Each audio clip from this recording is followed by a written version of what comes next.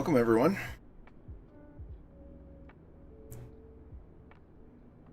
to Daytona.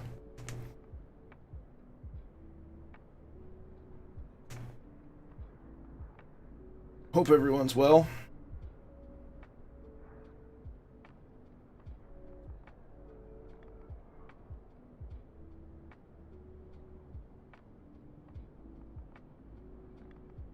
Yeah, it might be you, cause I'm. It's picking up what I'm saying.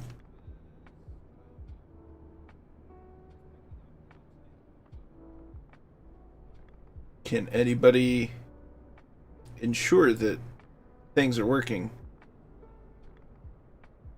Yes, Days of Thunder.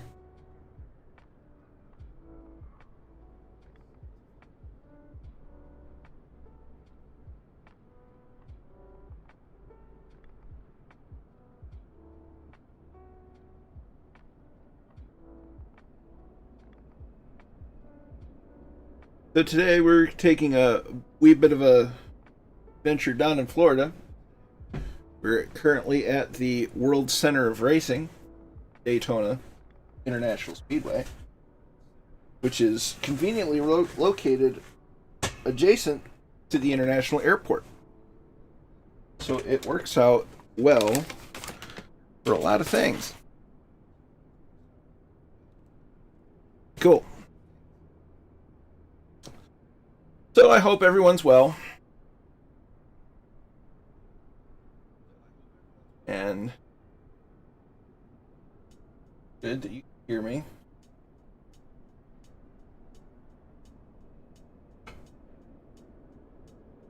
So,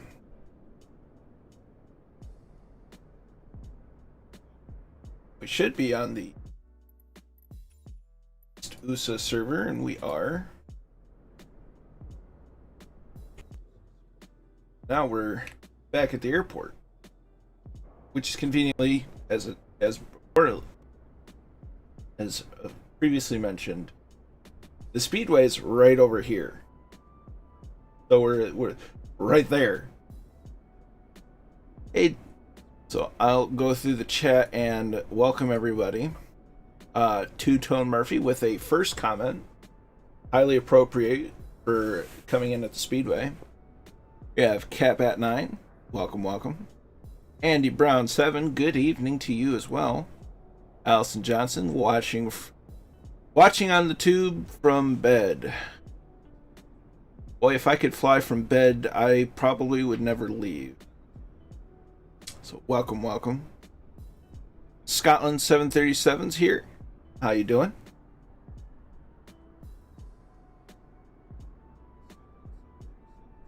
Jim Oates is here. Welcome. How are you doing, my friend? Happy to see everyone here.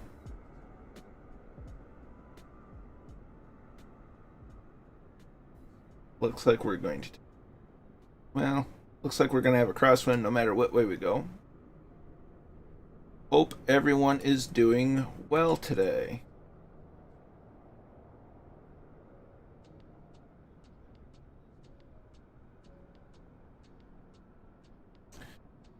Daz is here. Evening.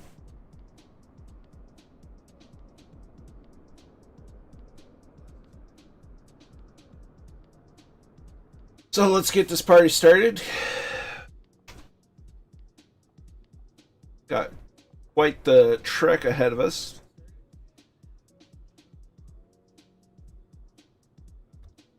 Set our trim. Close the fuel shutoff. Mixture goes to full. Throttle is cracked. Master switches go on. Beacon goes on. We lean out the window and say clear prop.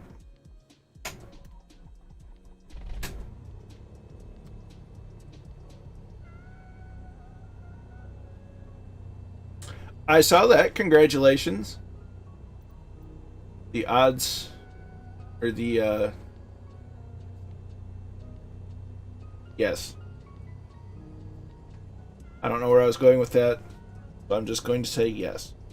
Congratulations, well done. Okay, avionics are coming on.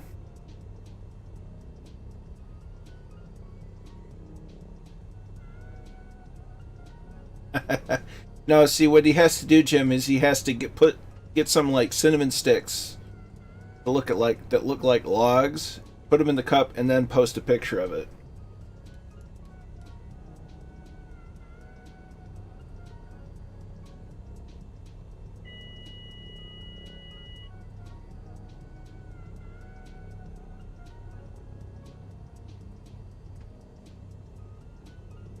Okay, that's all set up. So on this first leg, we're going to fly over Kennedy Space Center. So we start off at the World Center of Racing. We go to the American Center for Space Flight. Fly over most of the width of the main body of Florida to Lakeland, which is the home of Sun and Fun, which is kind of like the next biggest American air show, general aviation air show, that's just shy of Oshkosh, kind of like the southern Oshkosh. It's not as big. And then we fly up north to an airport, make a stop, and then we make our way back to Daytona Beach. Gonna make sure that we've got all the fuel we can take.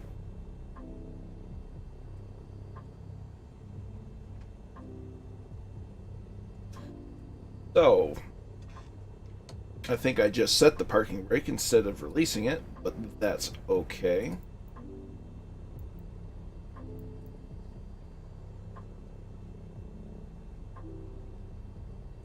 Well, I mean, I was going to say it would be worth at least 1,000.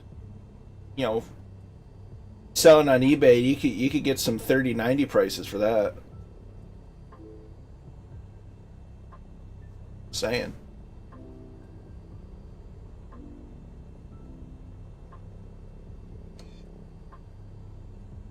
Alright. Now that we've got things are in the green,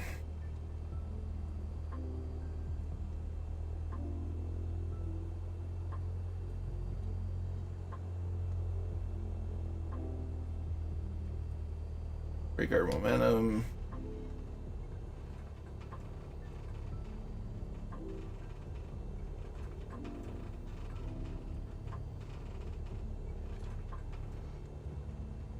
I mean, even secondhand prices, they can fetch quite the prize.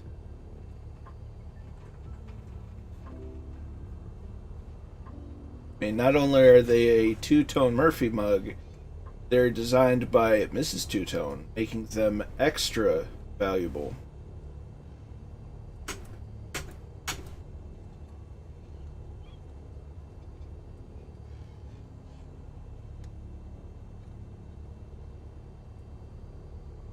So we're going to line up on the runway.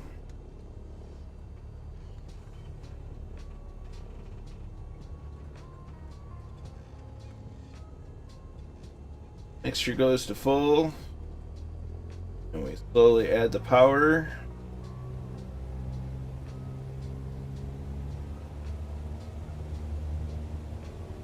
Ready to put some flaps down. There's 40 knots. There's a bump in the runway. 55, 1 notch of flaps. 60 knots. And we're off the races. We're gonna, once we get to where we want, we're going to make a right-hand turn over the speedway.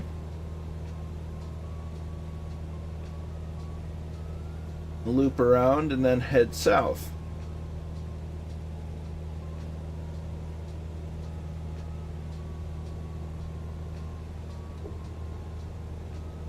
"300 feet, flaps come up.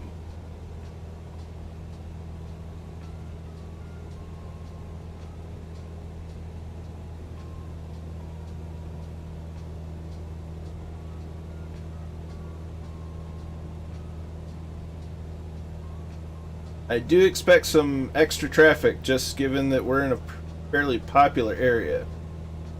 There's the speedway. All is quiet there.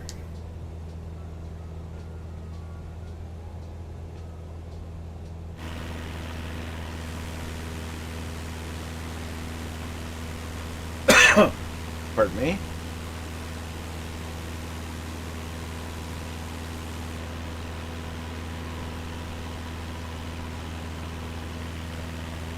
I do appreciate it, Brian. I hope you're well. I'm grateful for you stopping by.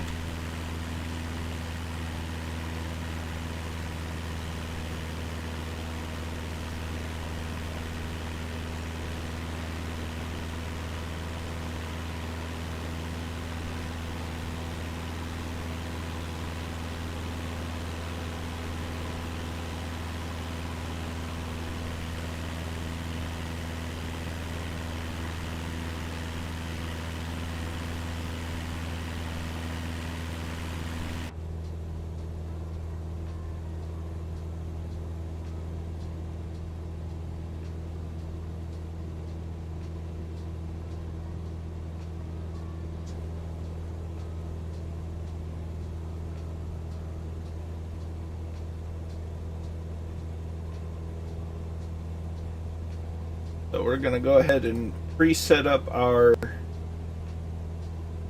autopilot for 2,500 feet.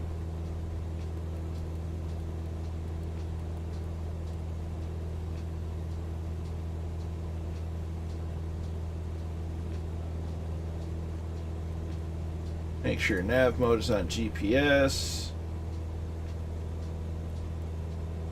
Nav mode 5. We'll go direct on course now as it searches for the old magenta line. You get a nice overview of the Daytona Beach International Airport along with the Daytona International Speedway. It is the East USA. East USA.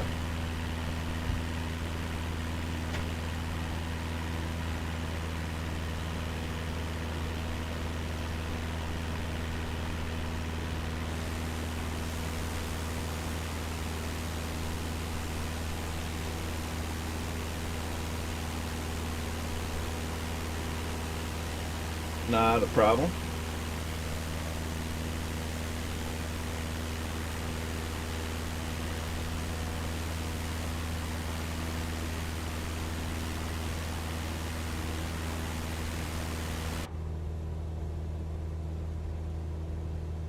Gonna do the nice low and slow flying today. Emphasis on the low.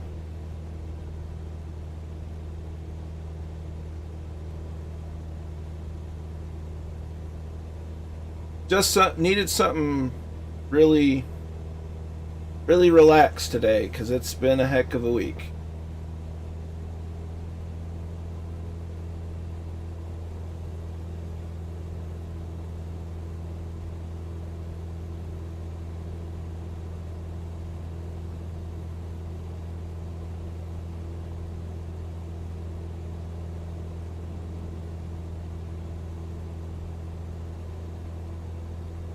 Go ahead and work on setting power for cruise. About 2,400 RPM.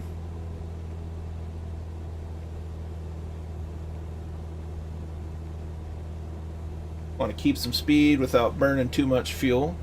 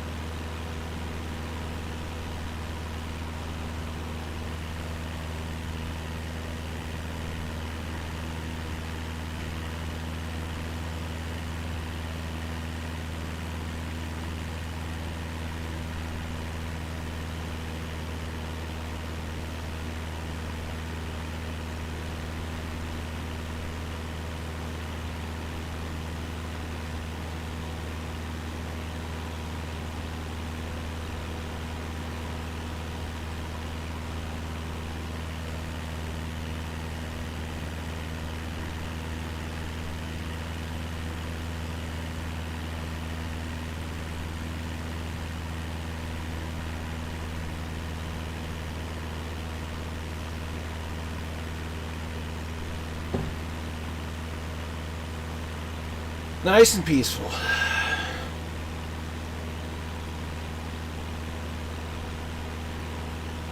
No extra frills. The only thing is, it's us in the sky. No worries, no cares.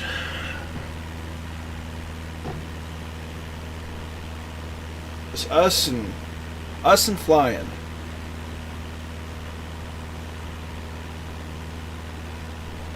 The way it should be.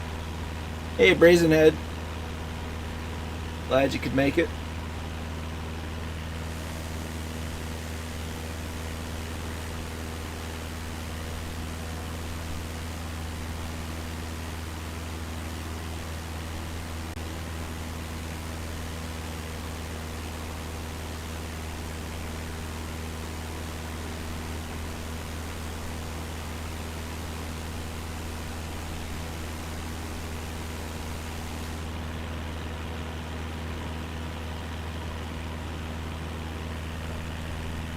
Nice morning in Florida.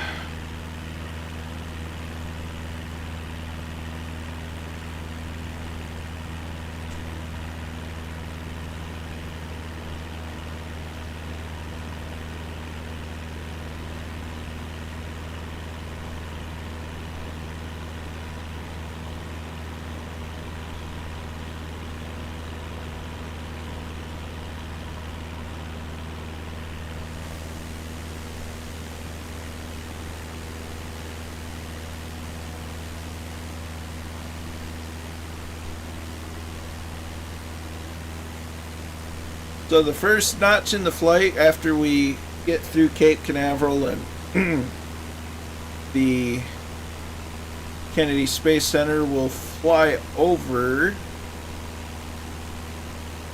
the auxiliary strip for Cape Canaveral. Make a right turn over there, the airport to Melbourne, near St. Petersburg, Florida.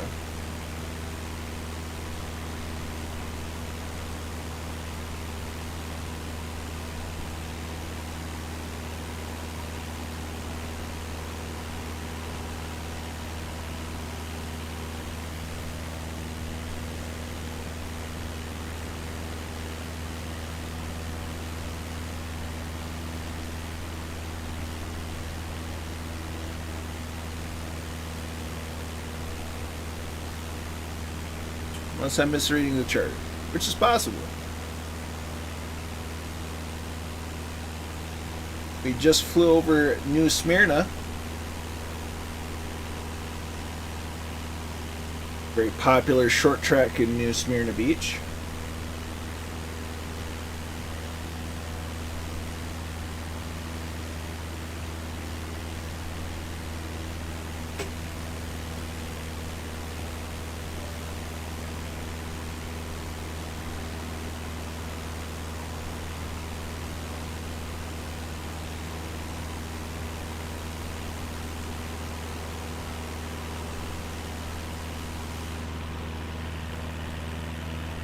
We can see the main airport already for Kennedy. The launch pads will be out this way. It's where the shuttle lands. We'll be flying directly over the main building that used to house the shuttle. And now where they do things such as SpaceX.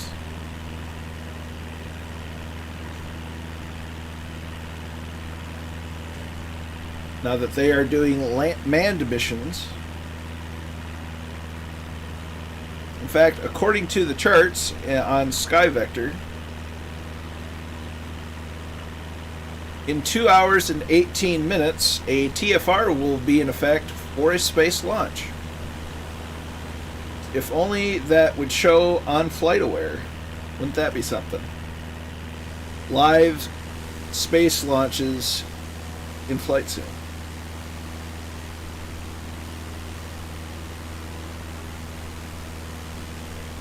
That'd be pretty incredible.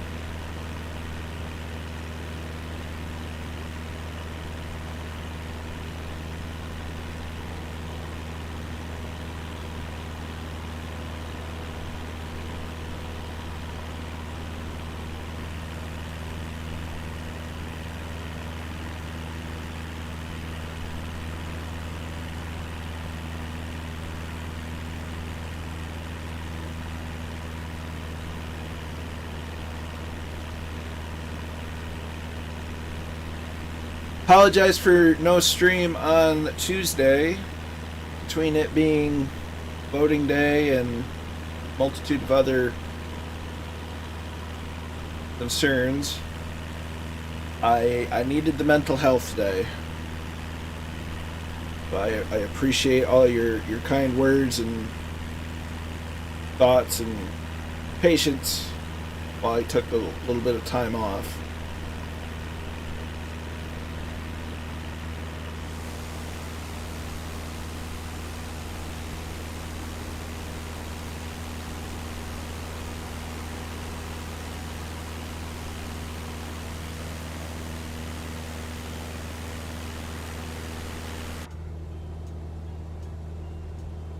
It's a little dark in the cockpit, isn't it?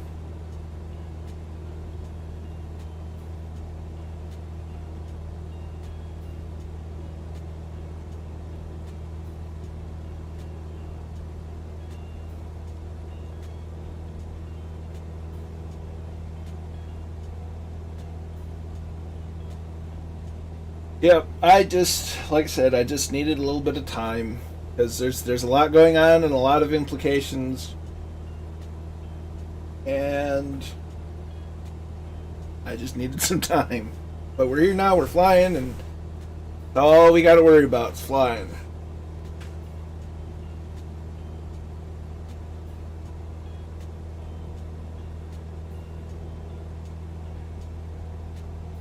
You can see the building in the distance there.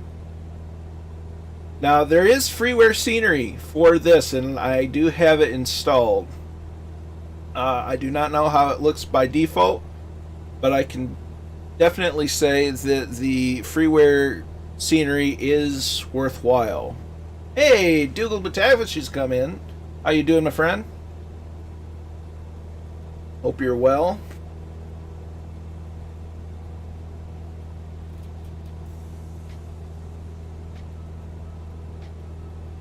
You made it just before we get over the Kennedy Space Center.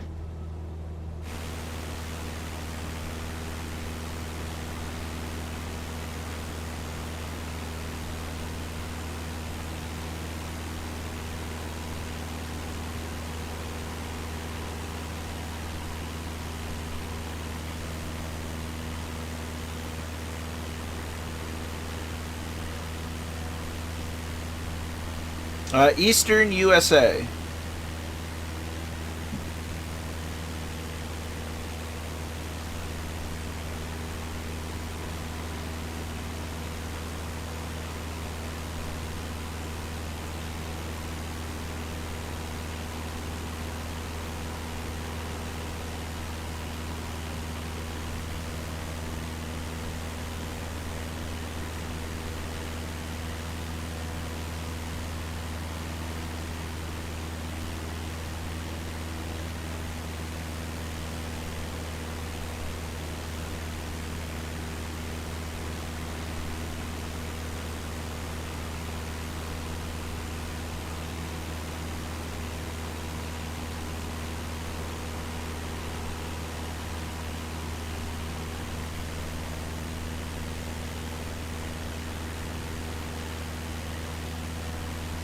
Well, that'd be nice.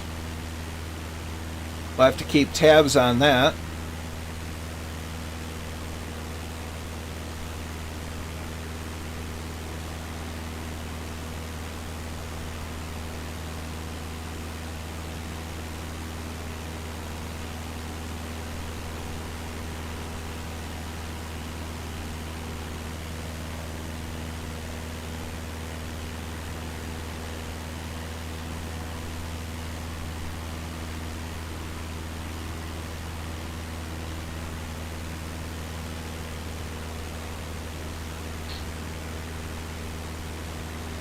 We should be online. The driving sims. The closest I get to driving sims are racing. I've never quite fancied just. I used to have 18 Wheels of Steel. Actually, I think I still have it, but I never really got into it.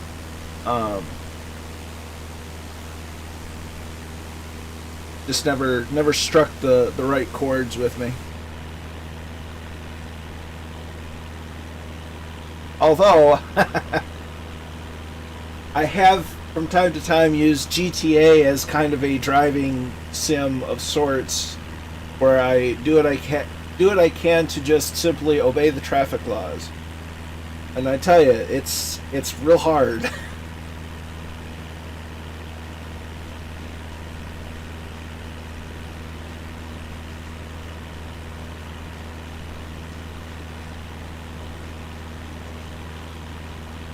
That's fair. That's 100% fair.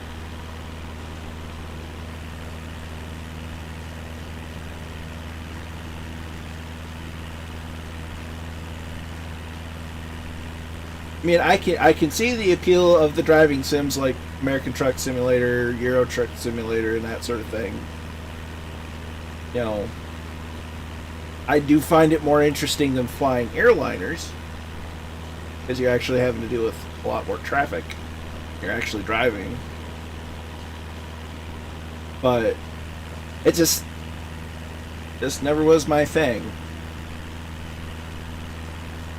I've seen SnowRunner, never played it. It does look interesting.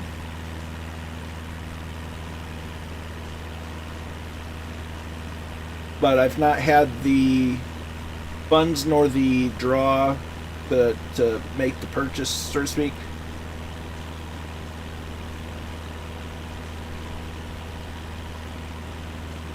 I've seen gameplay of Farming Simulator, and it's interesting.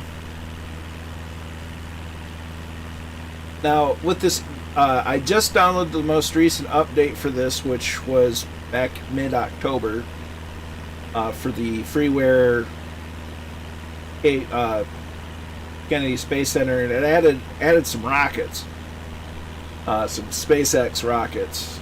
So, and it already, I can see more going on than there was the last time I kind of tested it out, which was last night.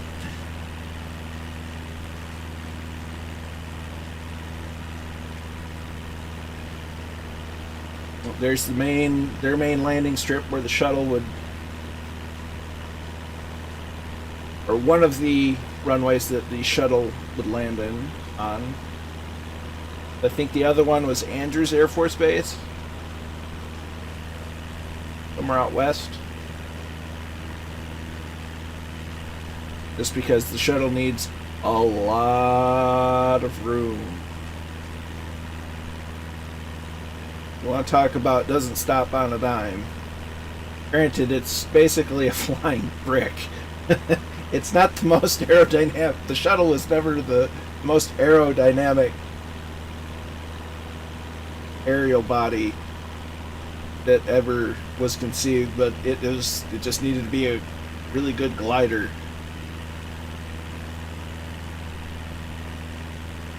But that has since retired, and we're kind of more, our current space capsules are more akin to the Apollo program nowadays, and a whole lot fancier.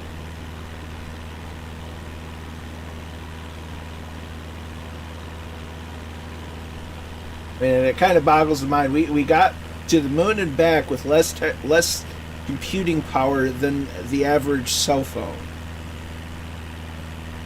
that we carry around in our pockets and whatnot. That's just it's mind-boggling.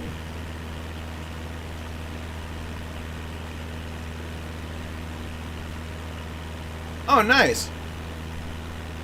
I did not know that.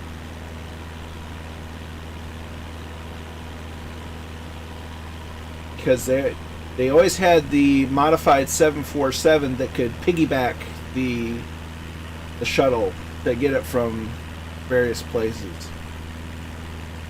So we can already see that they've got the main launch pad, or what appears to be the main launch pad, set up with towers.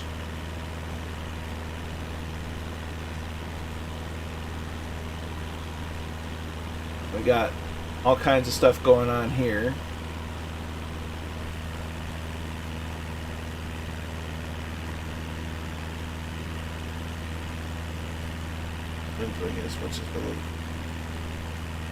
It really has, and there's still things in FSX that I would like to fly. Like, I'd like to fly a 337.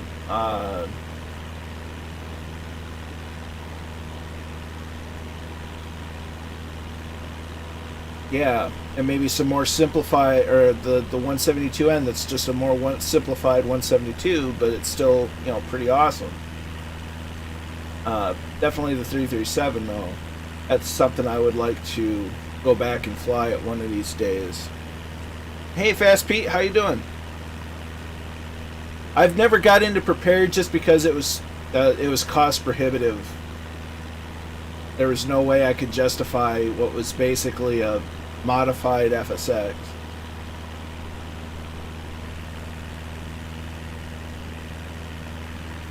Oh, we got the SpaceX launch pad right over there.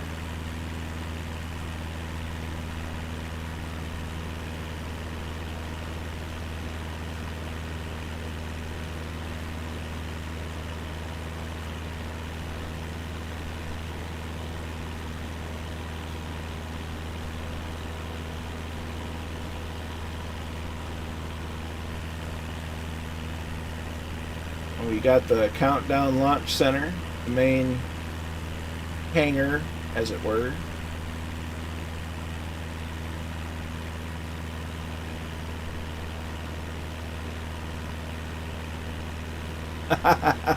That'll do it. That will do it.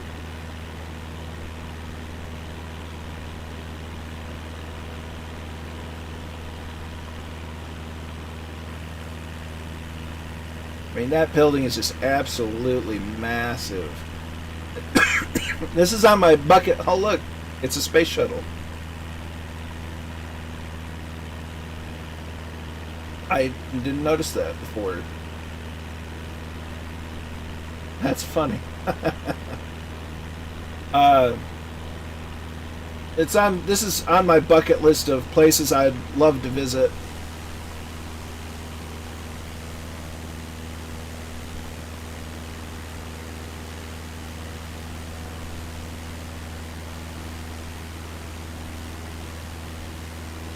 We see we got the NASA logo, the proper way to vertically display the American flag. We got SpaceX, we got the other launch pad.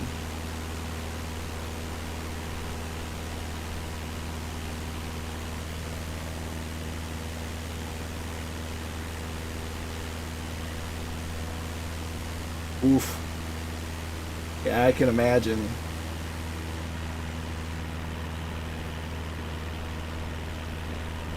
And I guess I'm somewhat fortunate.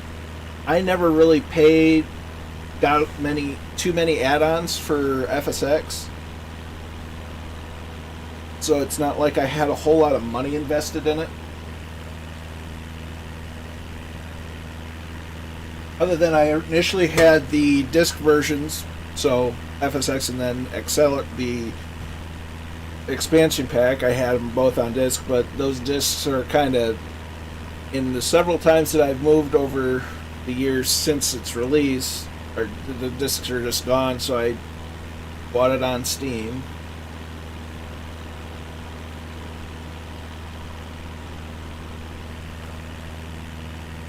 And I've got a couple different add-ons for it, but that's it. So luckily luckily I don't have a whole lot of money invested. Time, on the other hand, I've got a lot of time over the years in FSX.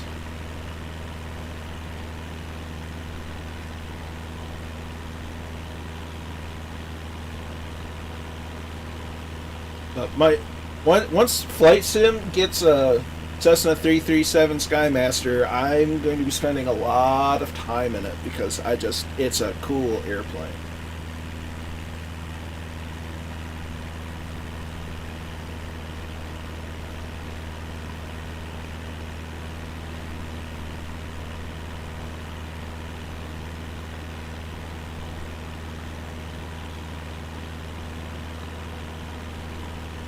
Can you imagine a Cessna 337 on floats? I just thought of that. Wouldn't that be something?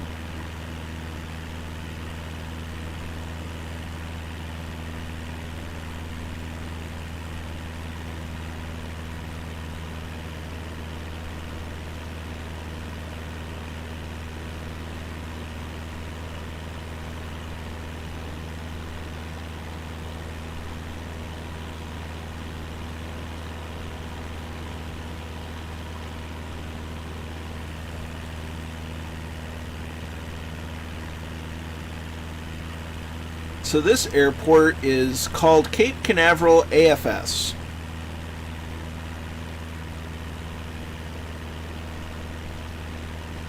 Or Cape Canaveral AFS Skid Strip. Officially. What that exactly means, I don't know.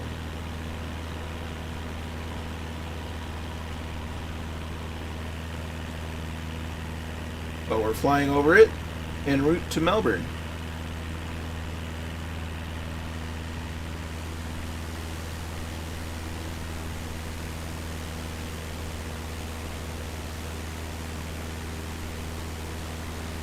And we begin our right-hand turn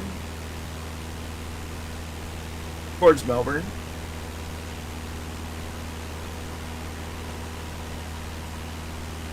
Yeah, and I think SnowRunner actually has a Michigan map in it, which I thought was interesting. Hey, Lukester, how you doing?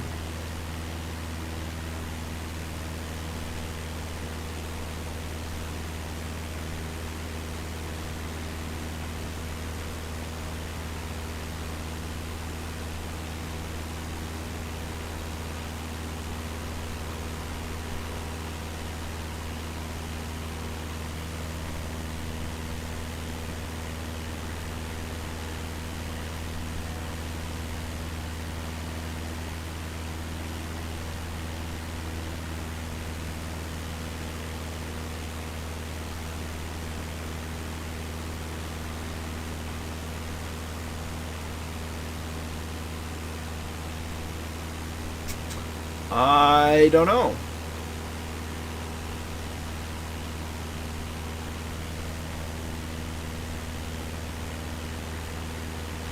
Hey, Murph is still here, Lukester, so don't feel bad.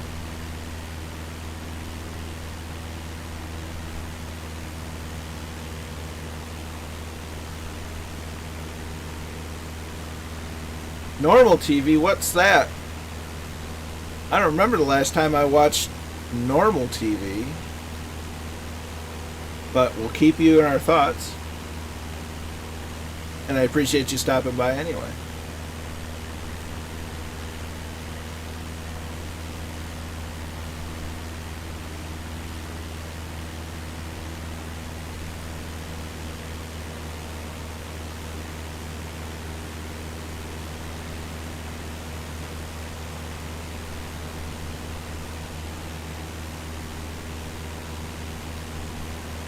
Yeah, Dougal, I'm not sure why you see everybody else but not me. That's weird.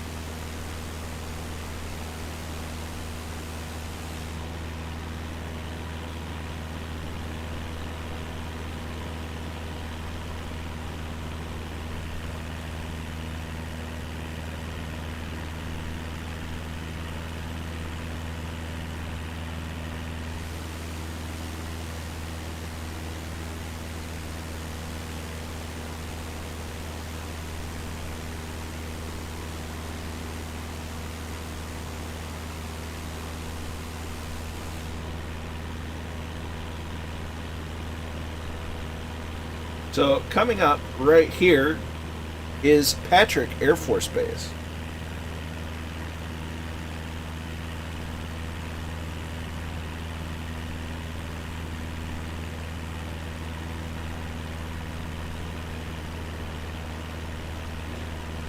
We'll anticipate landing at Melbourne on runway 27 right.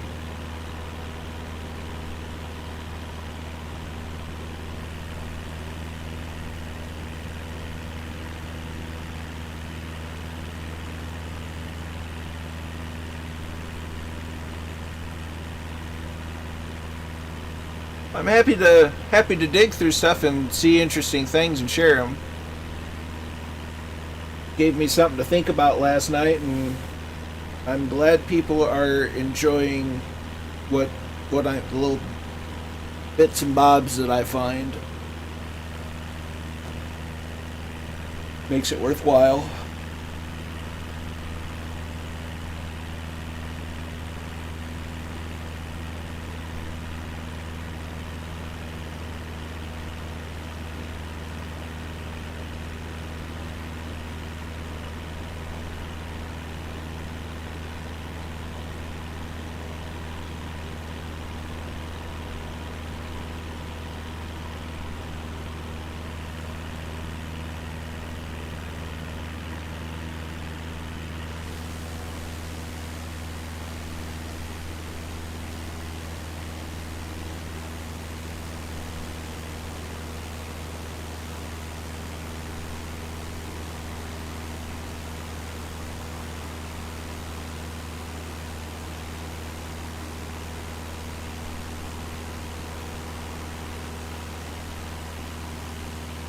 I believe he was talking about phasmophobia.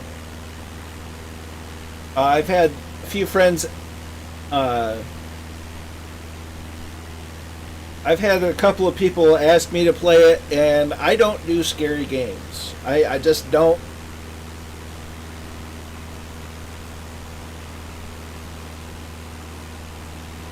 But yeah, it was phasmophobia.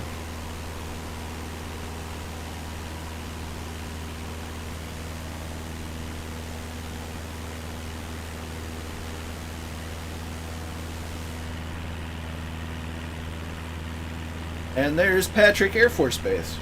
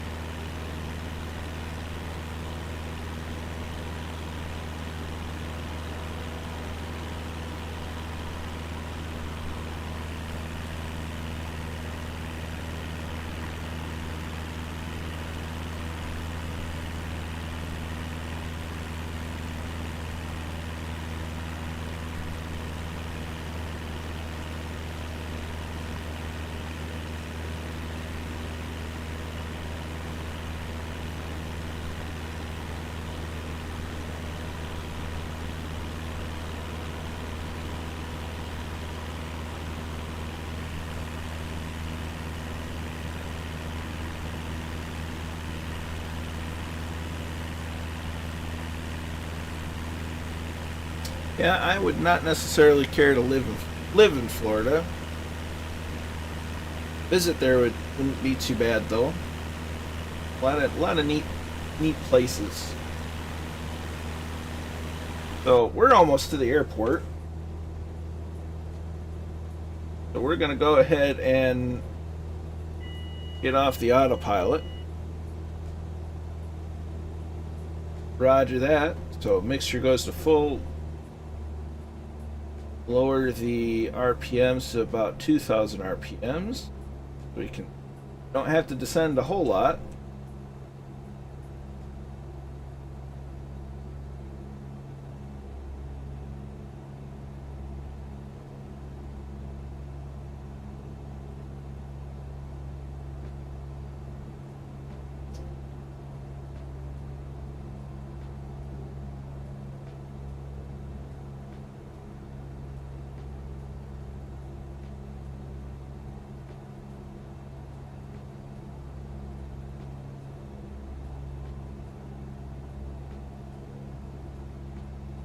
And it's probably just under, there's the lights, there's the runway light. So we're have the airport in sight.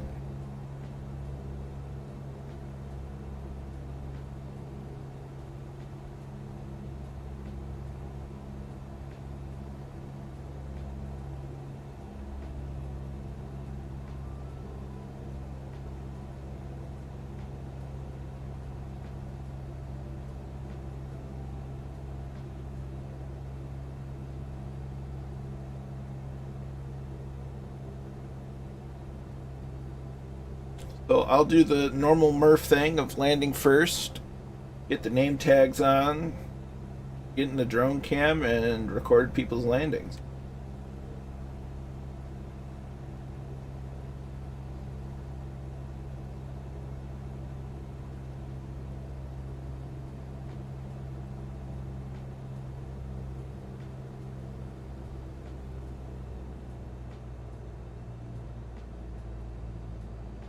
We adjust our trim settings.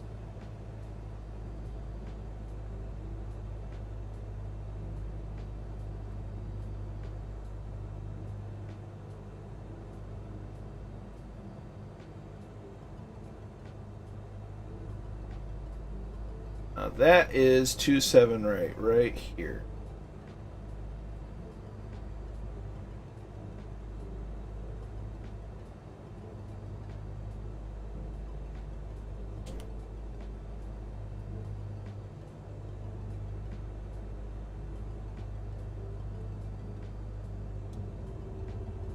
First notch of flaps in.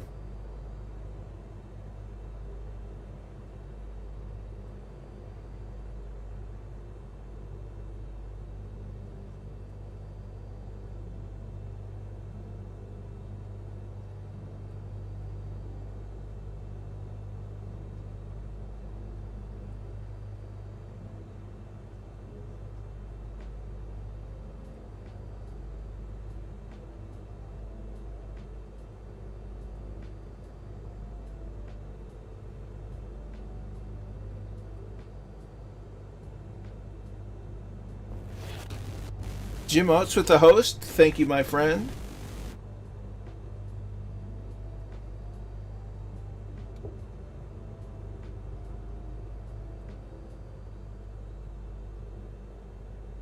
That next flotch of, yeah, English. Next notch of flaps.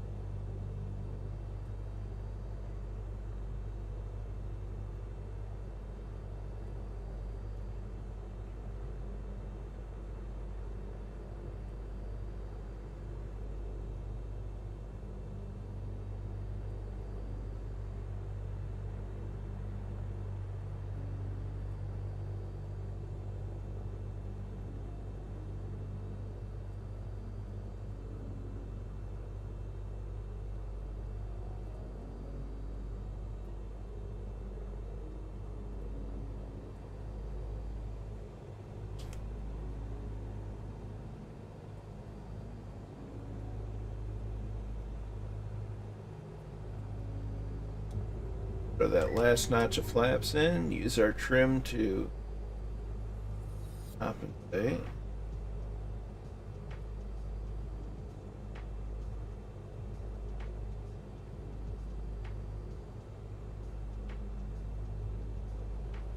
Add power because we're way too low on the glide slope.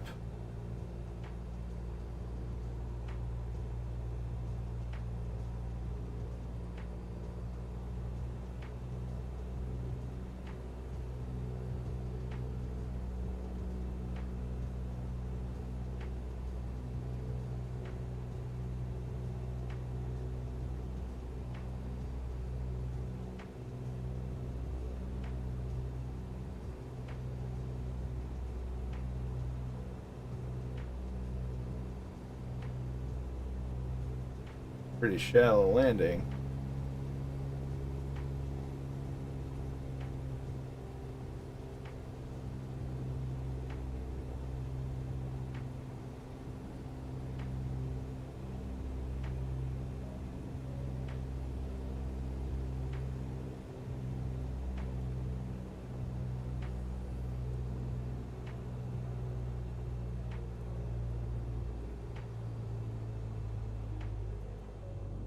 idle. We float down, float down, float down. Start rolling out.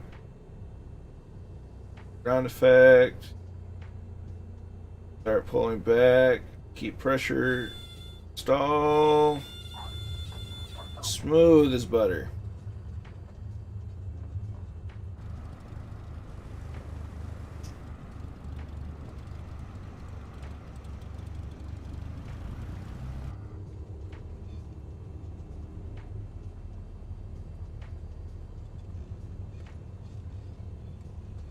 Well, I will pull off to the side.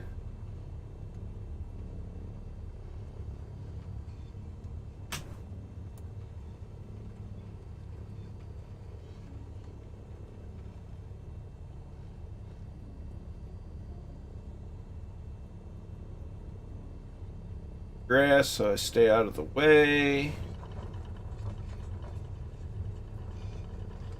Parking brake set. Go in options. Load traffic, name tags, fly, go back, resume. We're off La La Land in Narnia. That's the wrong window. Reset.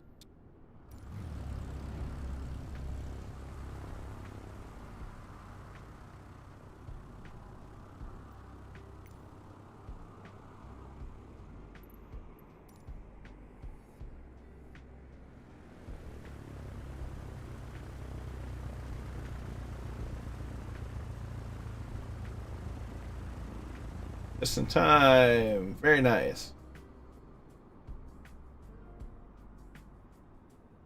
So, according to my windsock, it's a bit of a crosswind, but not terribly.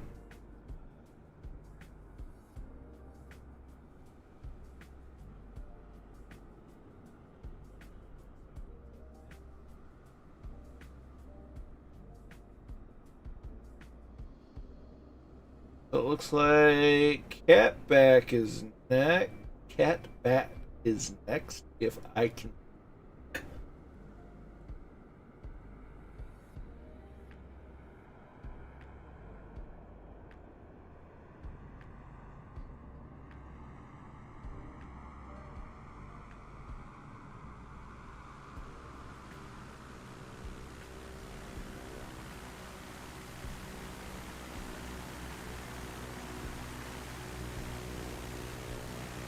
Over the piano keys, over the numbers.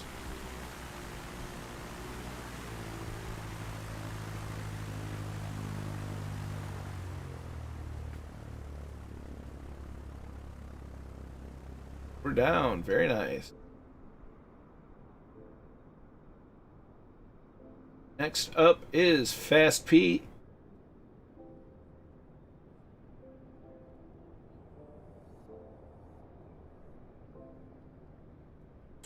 Hey Jay, how you doing?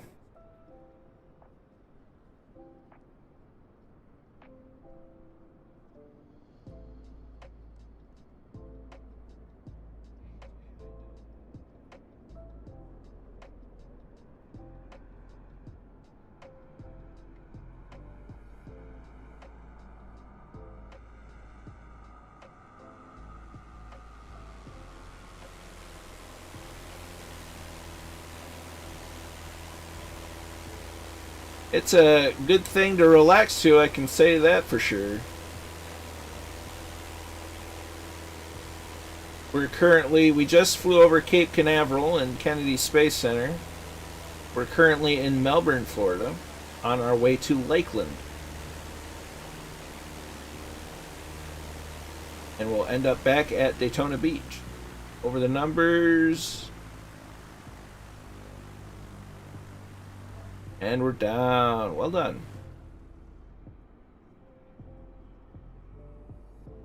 Next up is Luxor. Oh, nice.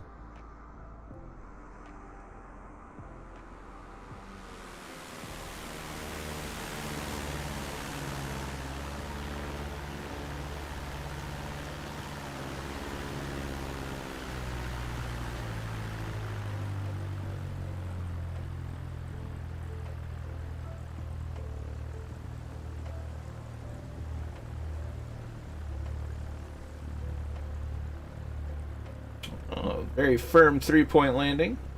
Very nice.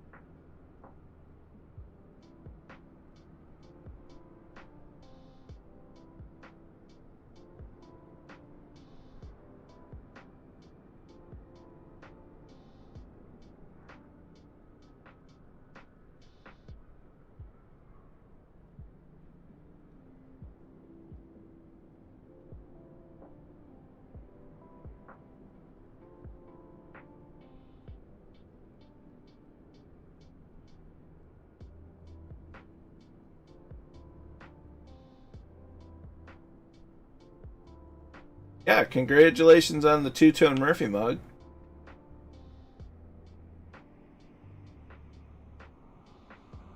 Like next up is Scotland 737.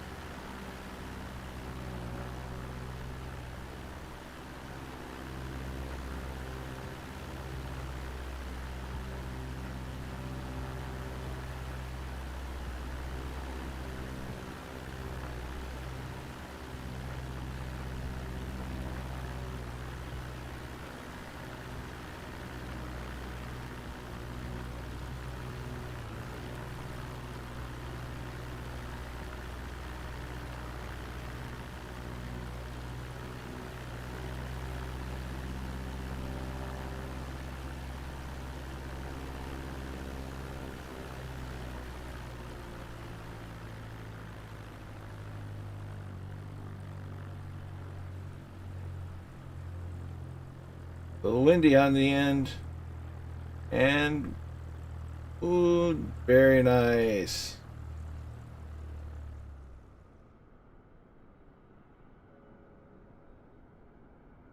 Next up is Dougal McTavish.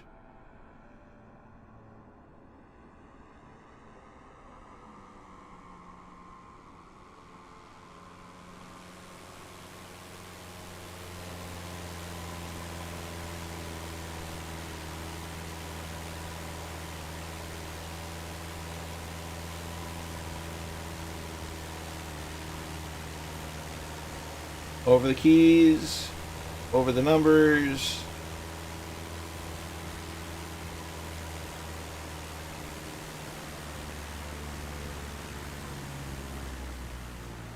There we go, very nice.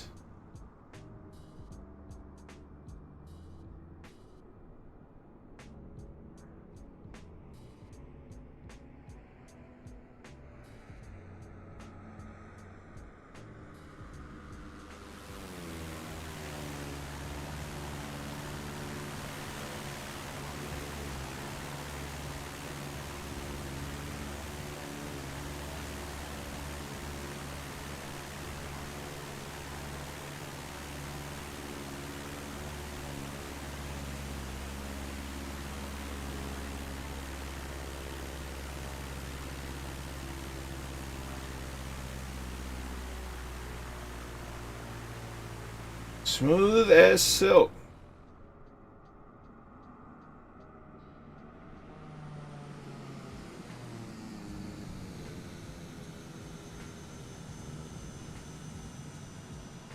Nicely done. Nicely done, everyone.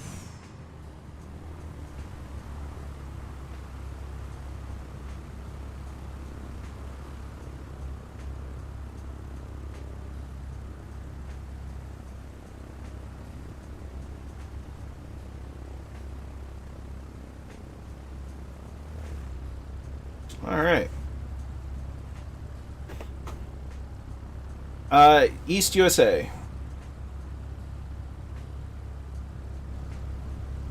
Wrong button. There we go. So next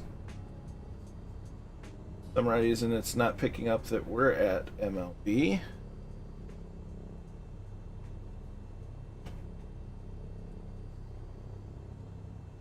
That's okay.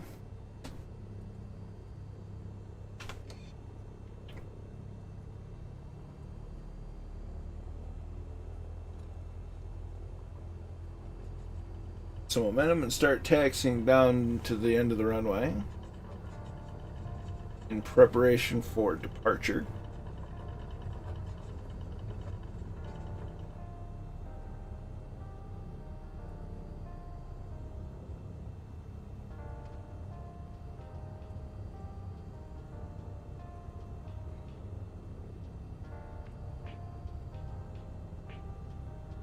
Yeah, everyone's landing's looking pretty good.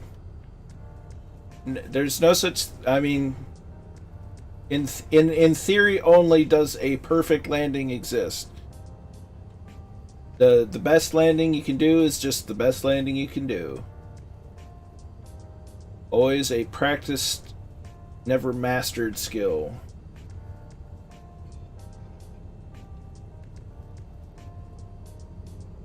Because there's a lot of factors to always take in.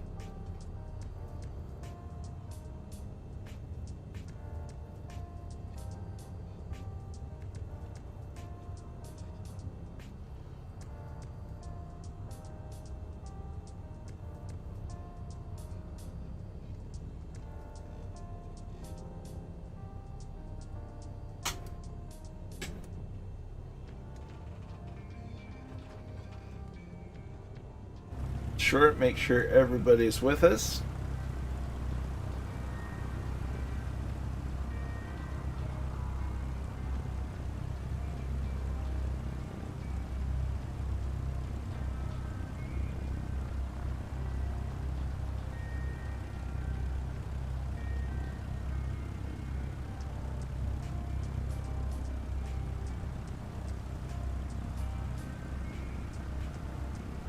Just making sure we're all together.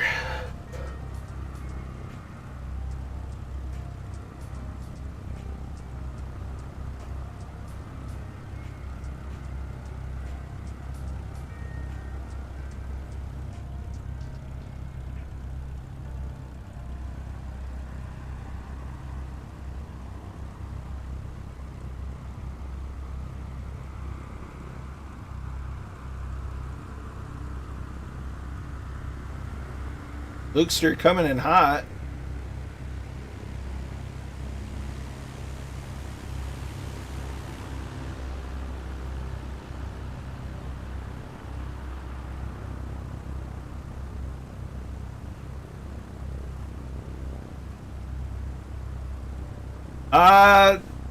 Not really. We're gonna be kind of flying around it, as well as Universal Studios. Kind of, they're just off the path. When we land at Lakeland and end up going north, it'll be just a bit eastward on that leg. Alright, so we're mostly lined up. There's Dougal coming in hot. That was straight Tokyo drifting if I've ever seen it.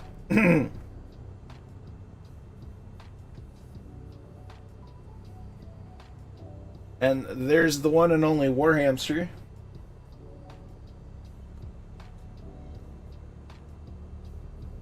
So we're going to go ahead and taxi into position.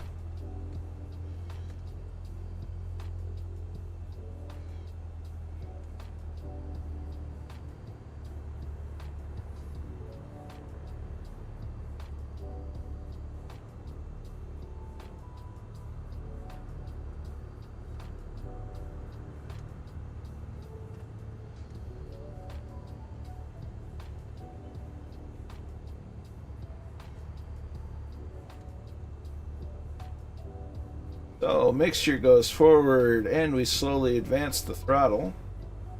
But we got to make sure that our trim is set. Throttle.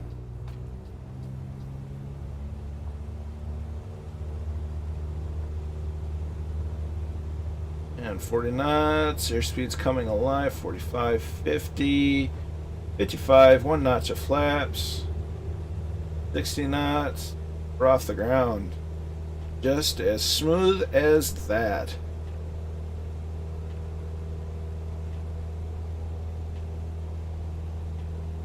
How about that for a takeoff?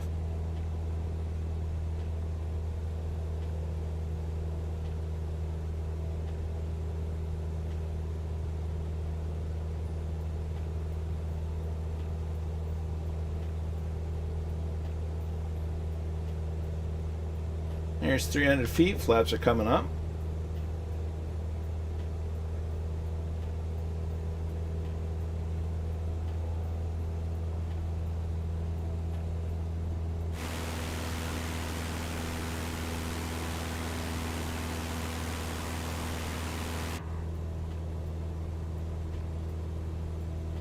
Okay, we're going to go ahead and reactivate the autopilot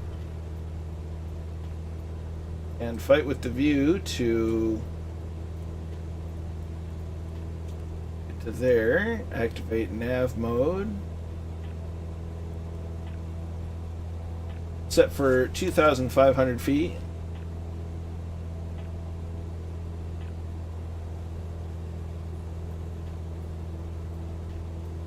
We turn to intercept the magenta line.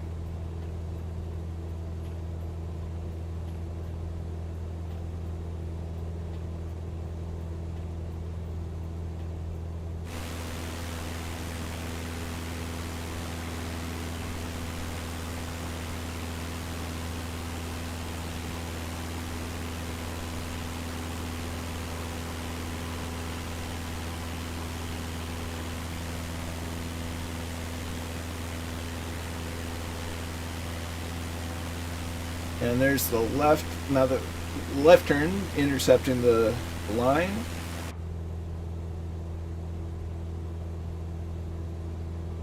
As we see sewn wheel.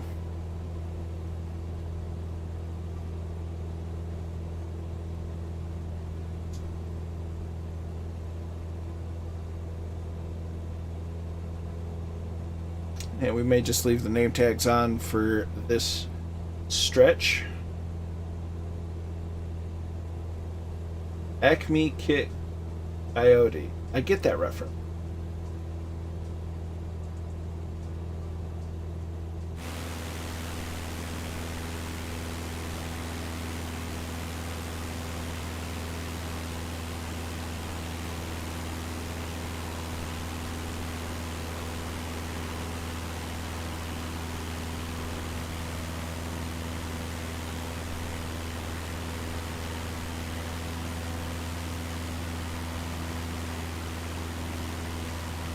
The next intercept point is 2 Romeo Romeo. And then we will then fly over to Romeo Romeo with a right turn to Lakeland.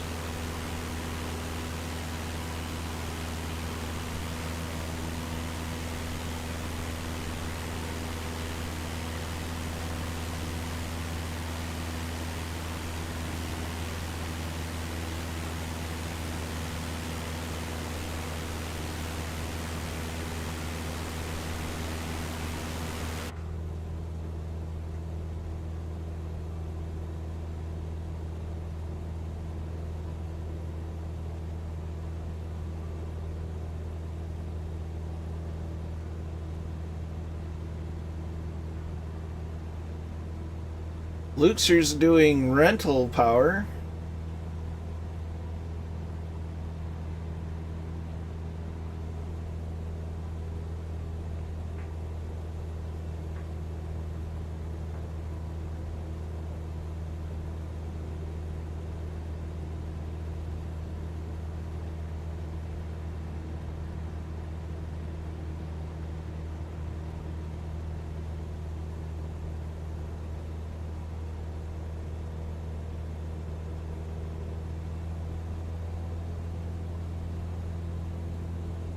And adjust our mixture.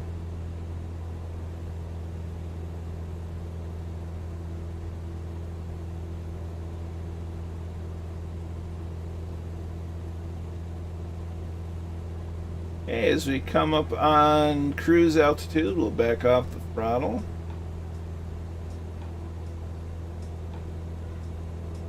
Go back down to 2400 RPM.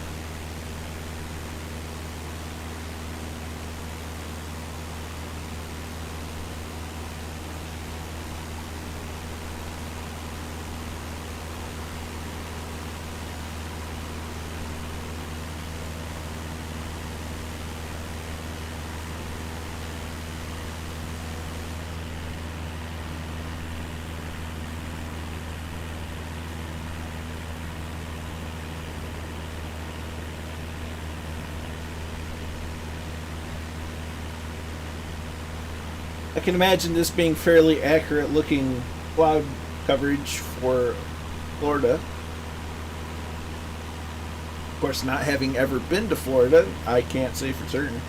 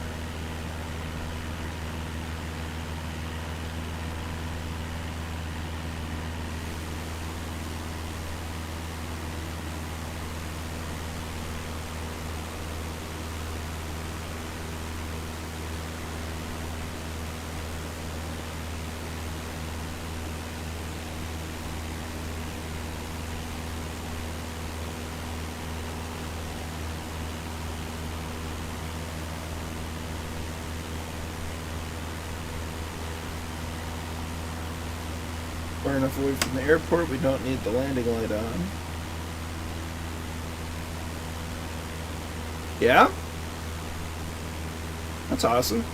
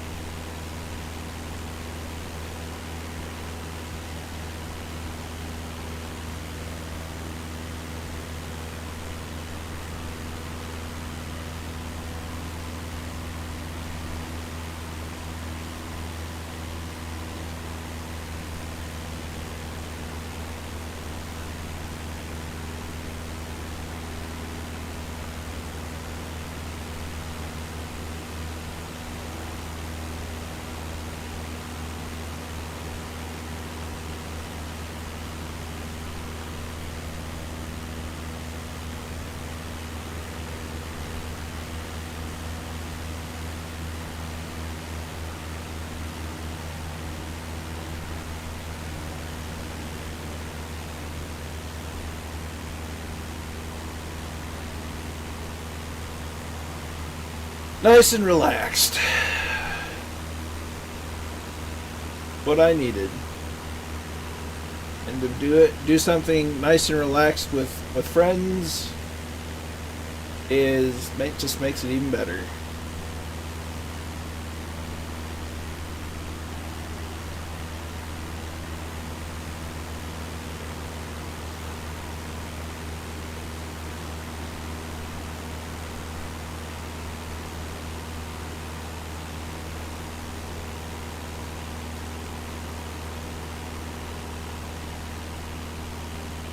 That's Warhamster brakes, right?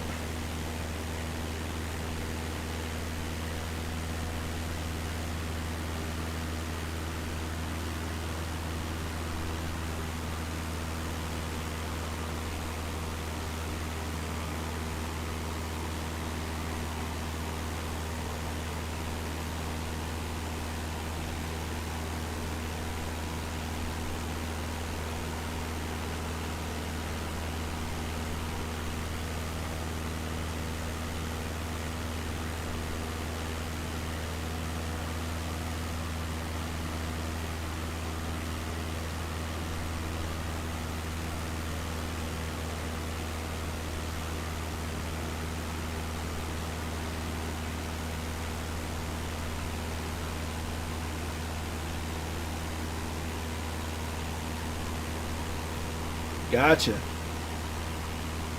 She's been there every time.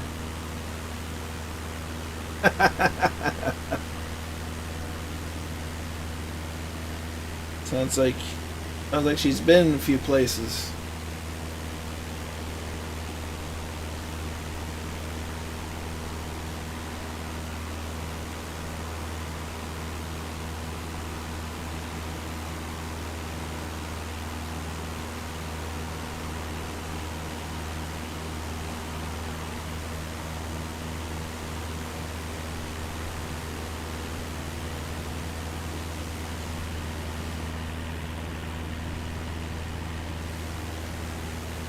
Check our GPSO.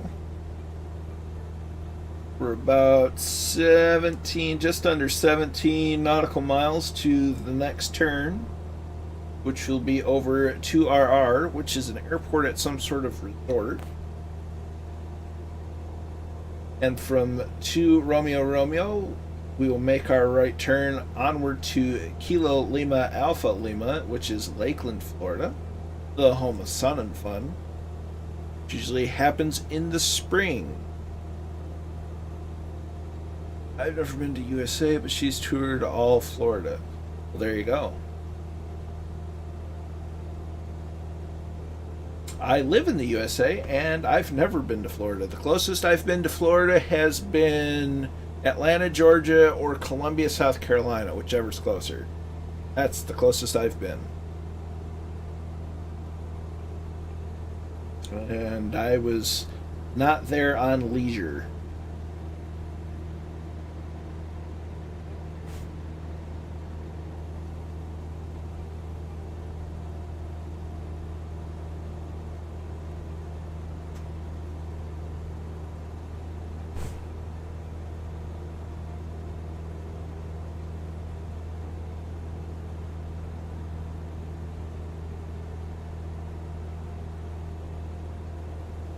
Oh, what's the temperature for our European, my neck of the woods? 64 degrees Fahrenheit. Two-Tone Murphy is hosting us. Thank you, my good sir. Much appreciated. It's currently 64 degrees Fahrenheit. I don't know what that equates to in Celsius right off the top of my head.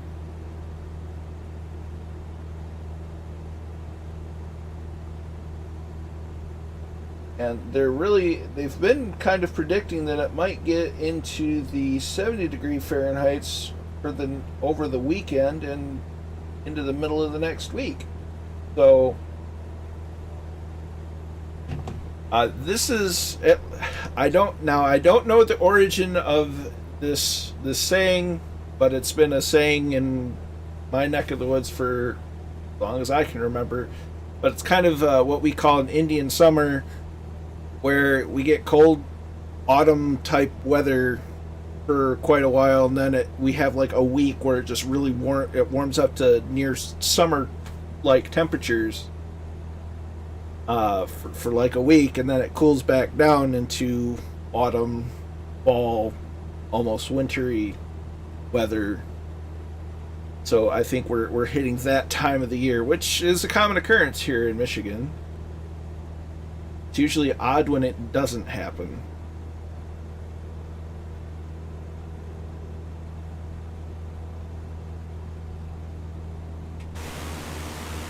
Oh goodness. There's so many of you.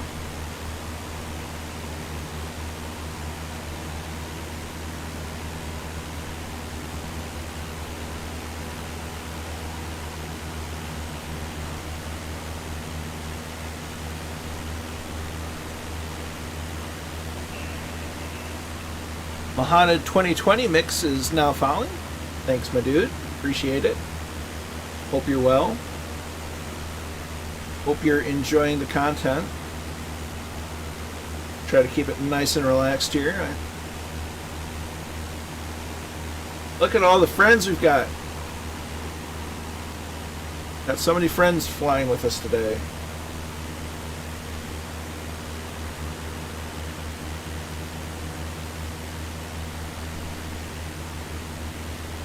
Warhamster with the wing wave, and the extraordinary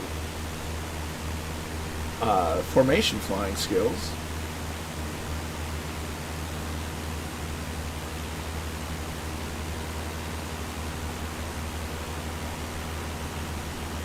Yes. Luxer911 with the host. Much appreciated, my friend.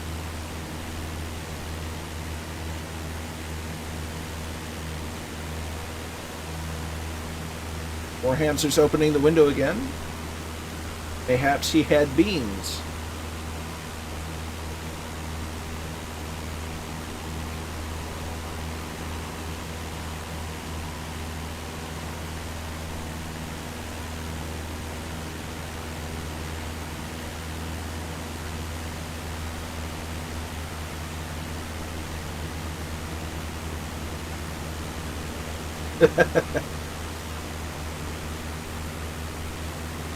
I mean, if you're a pony, that makes you potentially a centaur, and that's a feat in and of itself.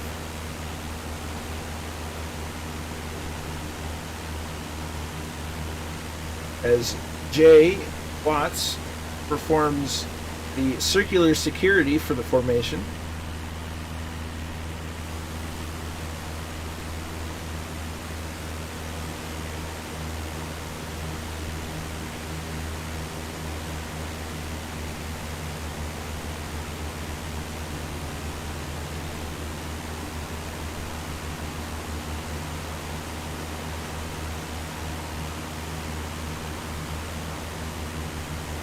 I would imagine so. You could have two sets of rudder pedals, one for your front feet, one for your back. Got to have a roomy airplane though.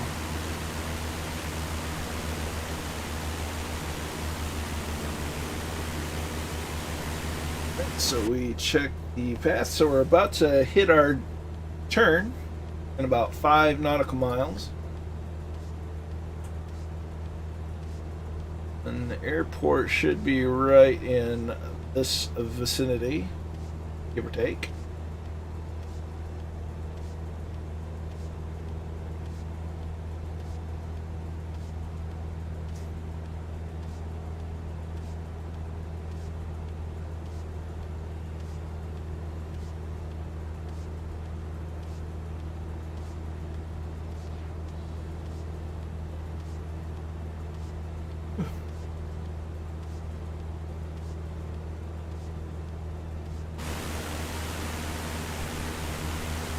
Well, hello, Doodle.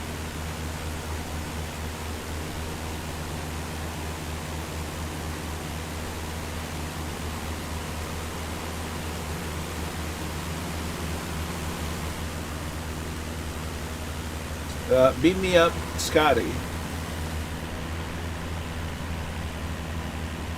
As Andy Brown goes zipping by.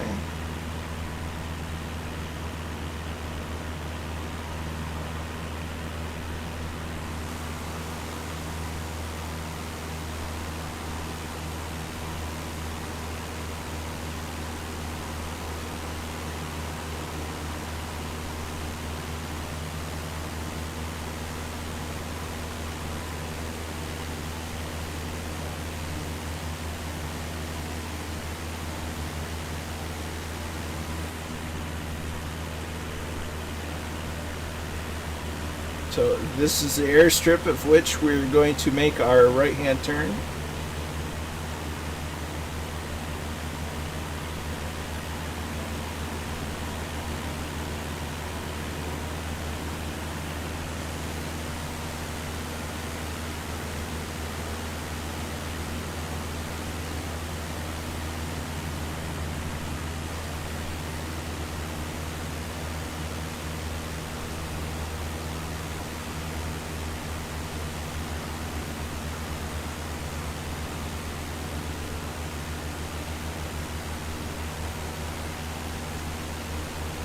So in formation flying news, the Blue Angels officially, I believe yesterday, flew their final flight with the, what they're calling Legacy F-18 Hornet. And beginning next season, They will be full-time using the FA-18 Super Hornet.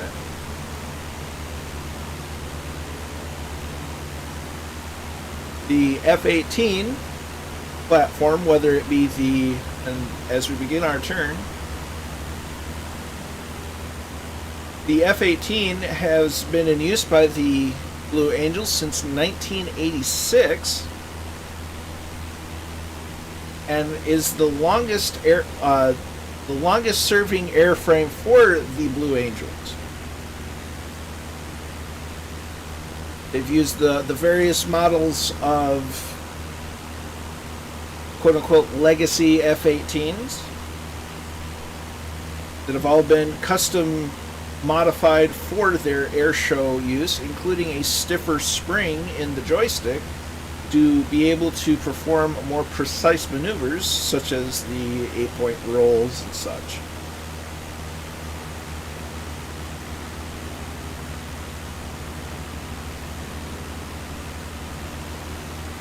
And likely will have similar modifications in their Super Hornets.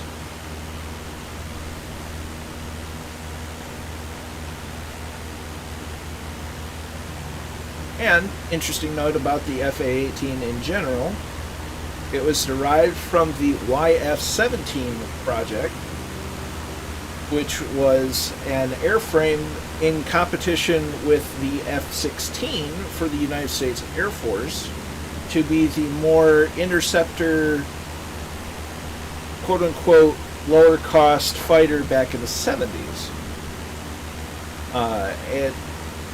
The F-16 panned out to be the chosen airplane, and the Canadians have their own model, have a CF, I think it's the CF-18, I can't recall for certain, but they too use an F-18 or relative thereof. So, interesting piece of history about the F-18.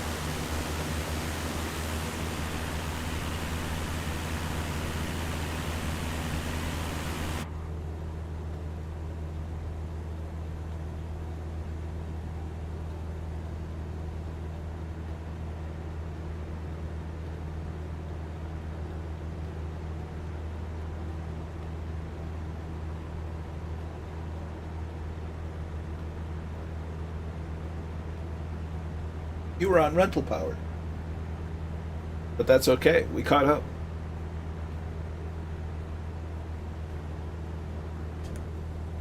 Go ahead and double check our fuel. Make sure everything's in the green.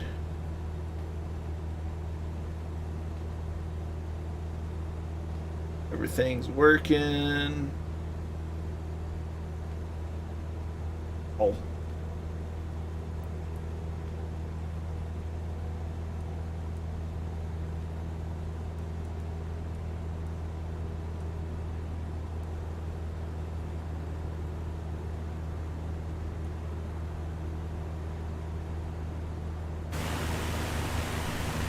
Now, we will be landing in Lakeland.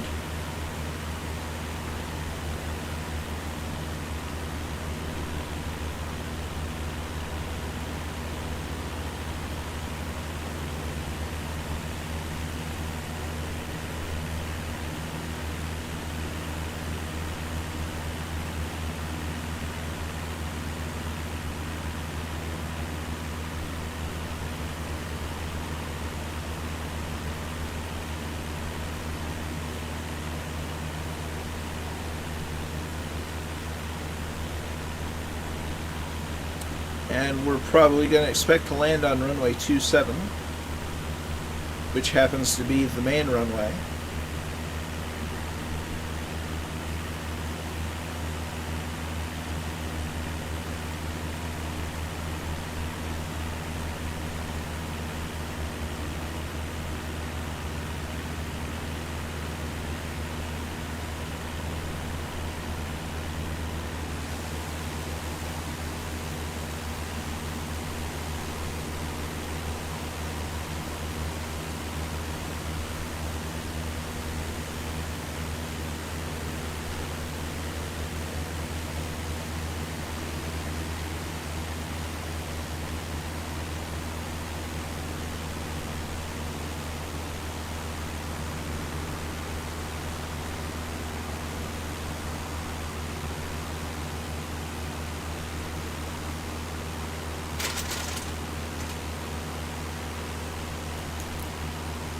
It's a beautiful day for flying in the flight sim.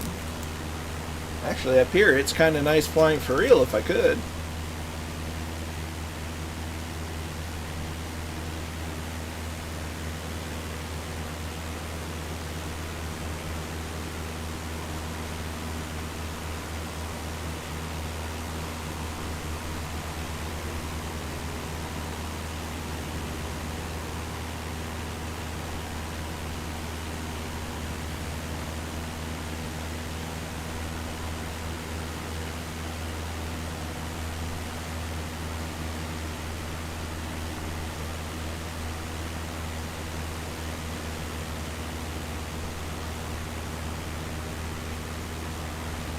Alrighty then.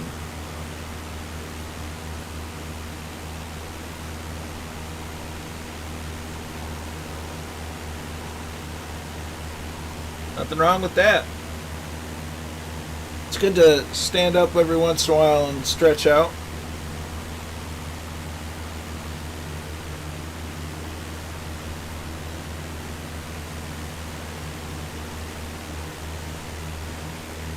Yeah, a lot of the FMS, the nav data in FS is kind of weird. Although I do have Navigraph, so it kind of adds a lot of missing nav data and corrects some nav data. But that doesn't necessarily affect how airplanes respond to it.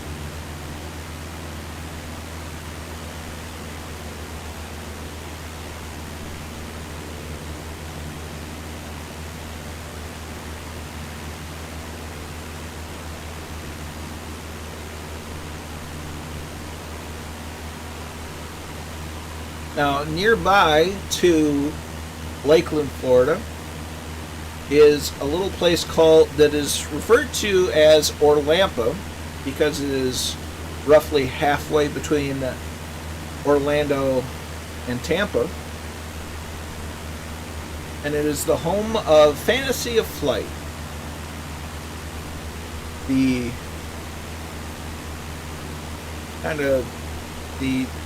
It's the largest privately owned collection of vintage aircraft owned by Kermit Weeks, the owner of Fantasy of Flight, and is in the process of becoming a kind of an attraction of sorts, kind of a more interactive museum kind of thing, where it's all about the experience and how things put you on a different level of thinking. I didn't know that. I don't think I've ever seen a Publix in person. Heard of them. Kind of like Piggly Wiggly.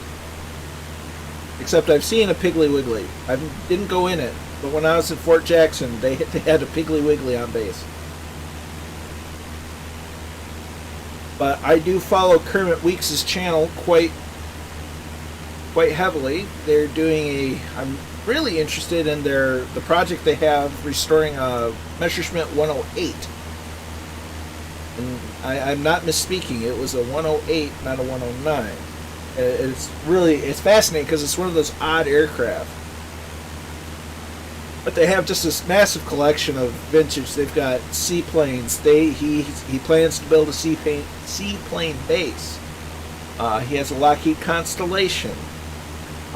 It's just a real neat collection of aircraft that he has, and he shares the restoration and the restoration process with, on YouTube, and it's just I enjoy that.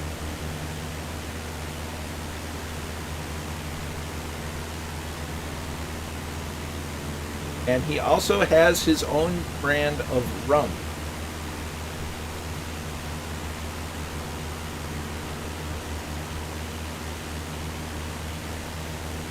Oh dear.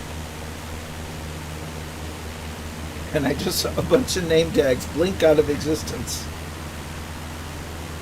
And now they're kind of back. And that was like when Alderaan got blown up.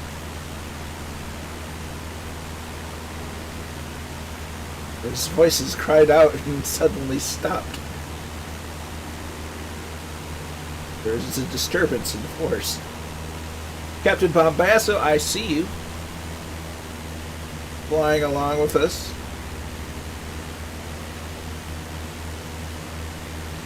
I hope you're well.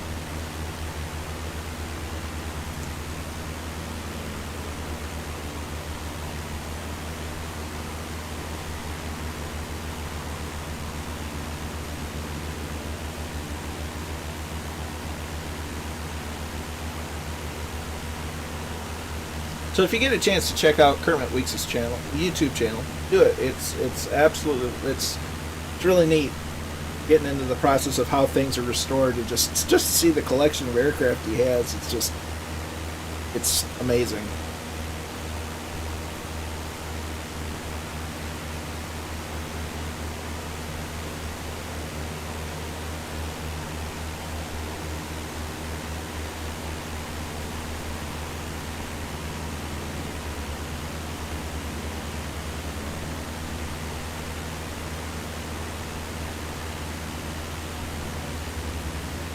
Quick check around, see where everybody's at. Scotland 737's up ahead, as well as the J Watts.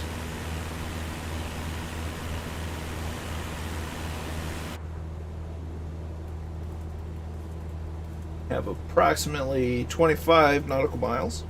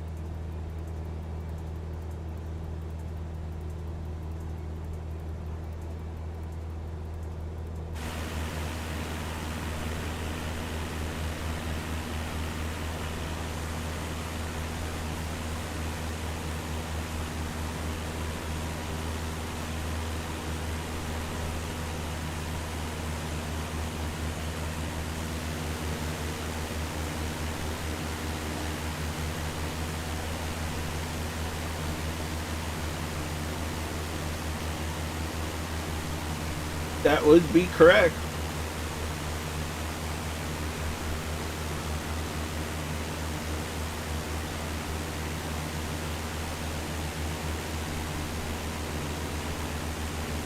Hey Keen, how you doing?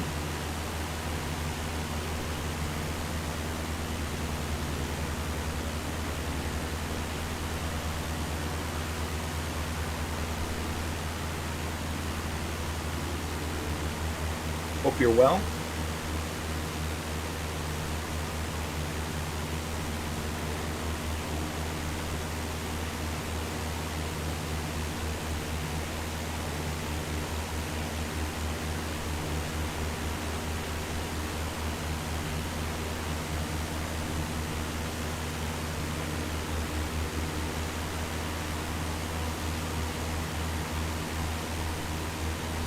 Let's see, what airport was that what we just flew over?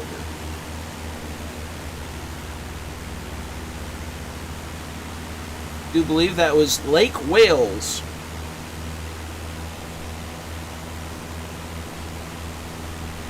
Wales spelled like the country Wales.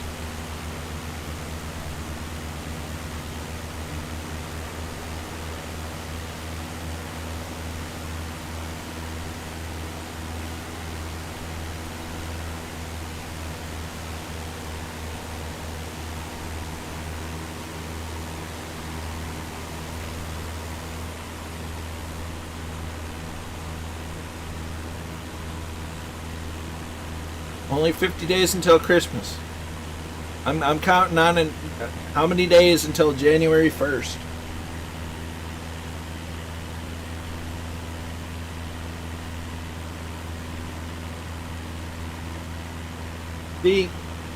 I've gotten to the point in my life where I have a tendency to think of getting Christmas presents as more of a I will give a gift to people throughout the year in lieu of doing it one day on Christmas, because especially the gifts that come out of the blue, to me, I get more gratification because it's a genuine surprise instead of, because on Christmas, you know, it comes with a certain amount of expectation or anticipation even. Whereas if you give people things, you know, gifts throughout the year at random times, it's unexpected, and thusly has a tendency to bring with it much more joy. And as the giver, 56 days until January 1st. Awesome. But as the giver, I get more joy seeing someone's genuine reaction to an out of the blue gift, because the anticipation or the expectation of a gift coming is not existent at that point. You have a good one, Luxster. Thanks for flying along. We'll be sure to check out your channel.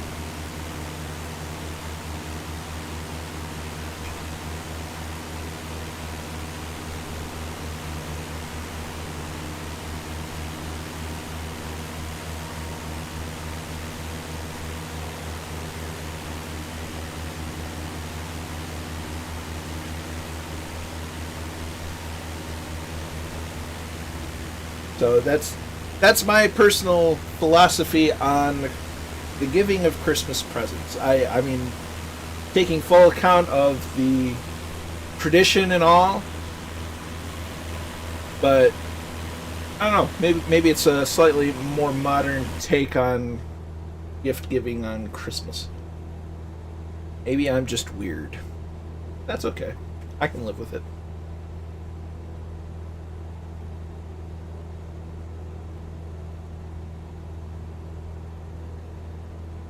So I do believe I see Lakeland off in the distance.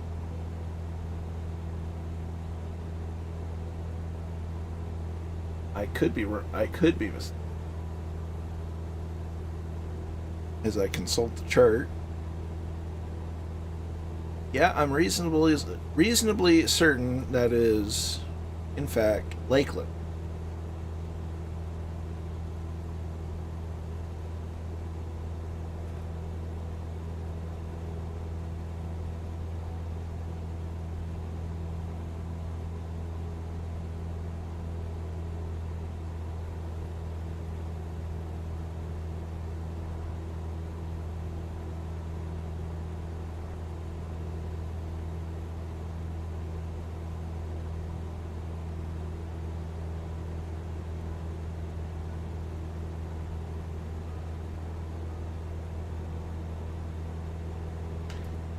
And everything seems smooth on my end. I know that when I'm watching Murphy's stream and flying, if the flight sim is the focused window, the stream, watching his stream, it'll look choppy, but it's definitely on my end, because when I tab over to the stream, his stream smooths out. So it could very easily just, unless you're not flying along, then I don't know. Because everything on my end seems to be okay.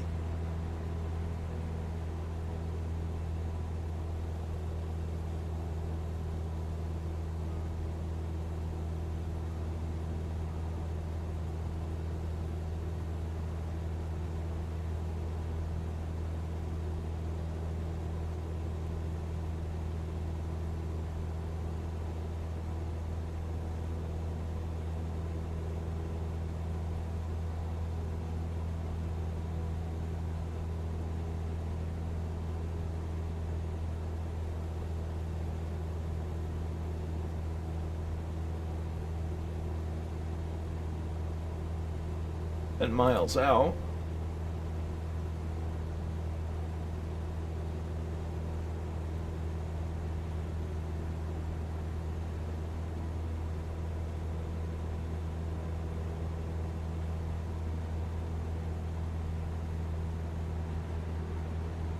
Well, hello, Dougal.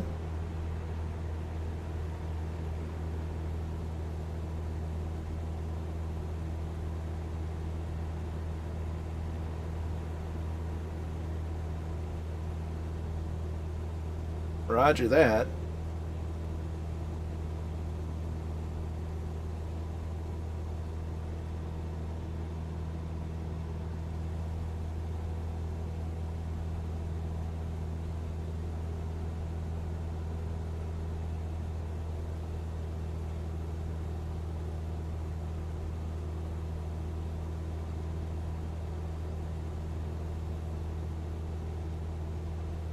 Well, hello there.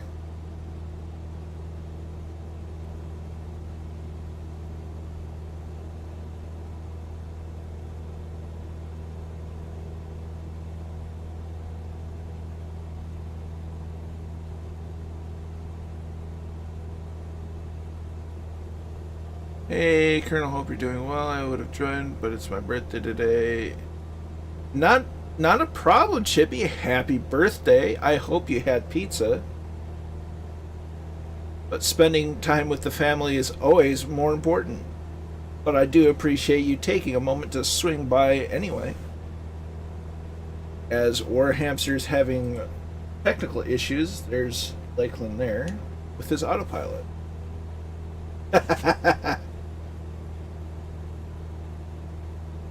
It's the opposite of the Spanish Inquisition. Everybody expects it. Is that what you're trying to say? So we're going to go ahead and turn off the autopilot. Mixture goes to full. Power comes back to about 2100 RPMs as I make way for an approach to runway 27.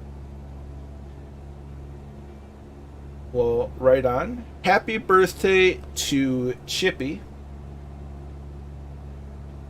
Hope everybody gives you a nice happy birthday greeting. I hope you got things that...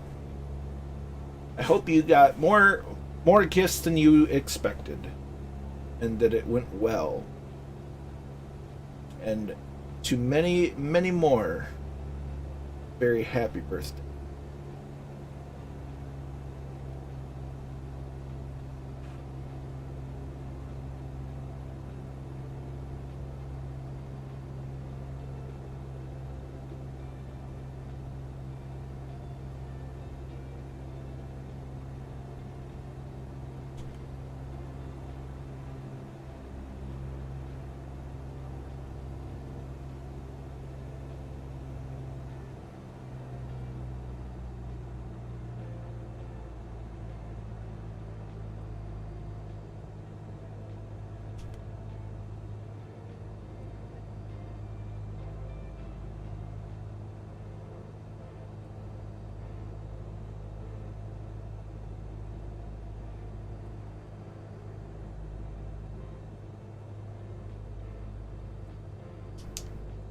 So I will get landed first, get parked up, and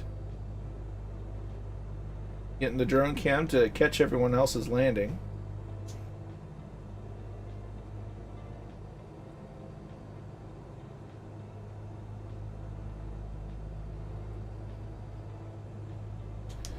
Yeah, we're all doing the best that we can with the lockdowns. My birthday didn't the last two my last two birthdays have not really been anything to celebrate for a number of reasons. Because my birthday is in April, and the last two Aprils have not been that great to me.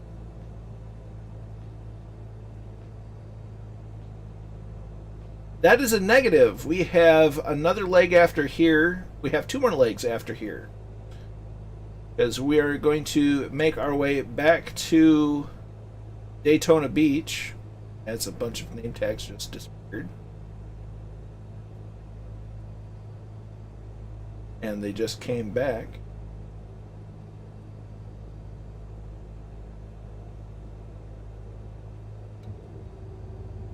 Throw the flaps out.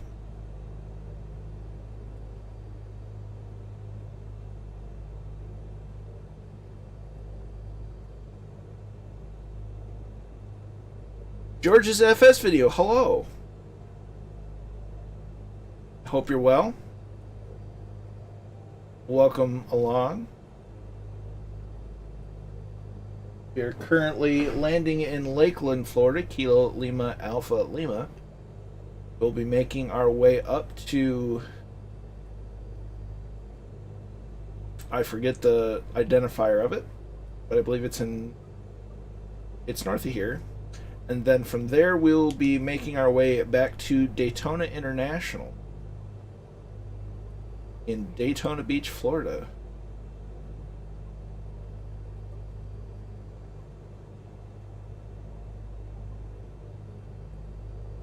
It takes a lot of, I'm very grateful and surprised that I have that many, so it takes some doing. Keep your nose to the grindstone and make content you'd like to watch. And another notch of flaps in as I hear a fire truck out my window.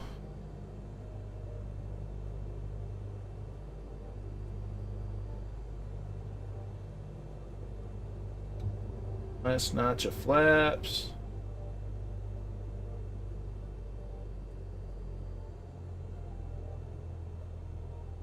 For the numbers. Roll the keys so we idle the throttle, start the rollout. Maintain back pressure on the yoke. Keep on the center line. And that was a smooth one.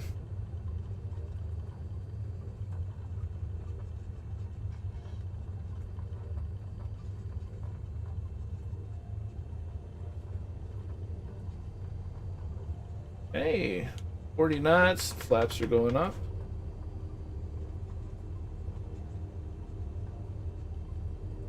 Heard someone say the mess won't be up for a while. I've not heard anything about the Xbox version of Flight Sim yet, so I can't speak on any kind of informed degree on that just yet.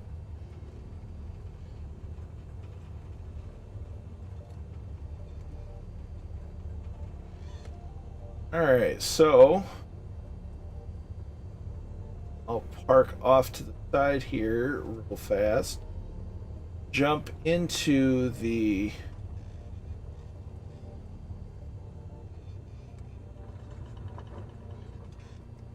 sure the engine's at the right power settings.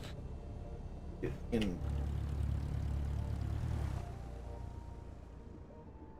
And it looks like we have Scotland first up. 1.9K, that's a lot of subs. Congrats.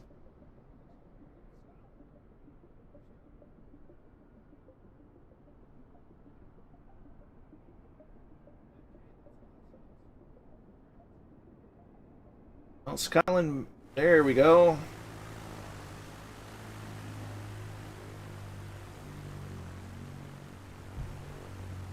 Ooh, system lag.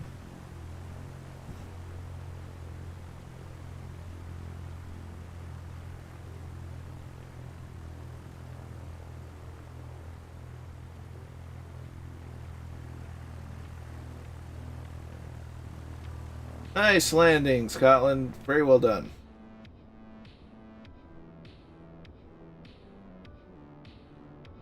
Next up is Warhamster.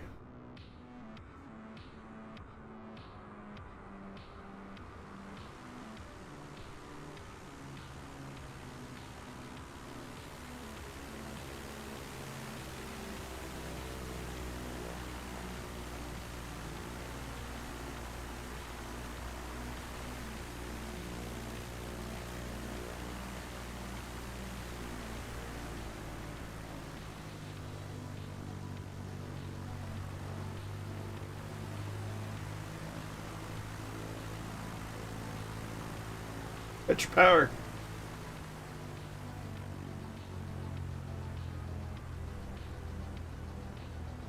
Oh dear.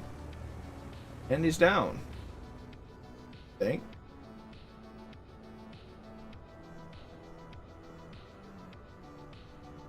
It's okay to miss the center line. You got down safely, and that's what matters.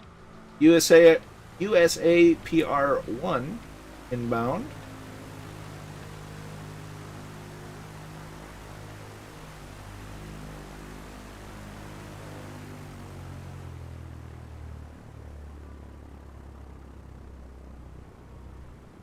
And we're down. Very well done.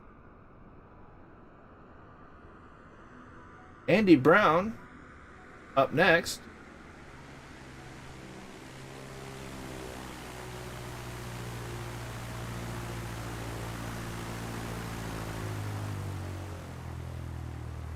Going for the high approach.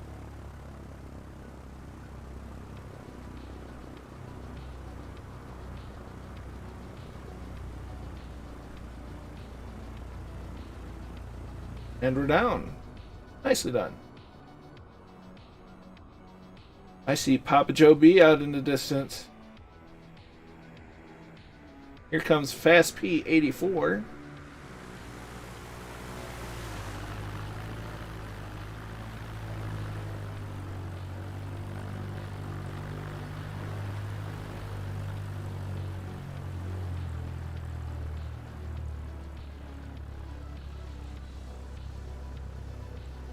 Very smooth. Very well done. Next up is Chilled Corky 54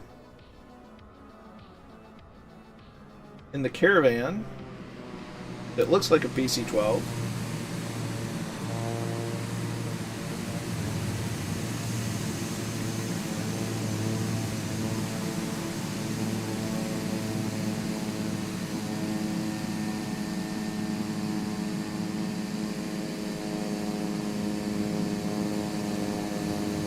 Nicely done.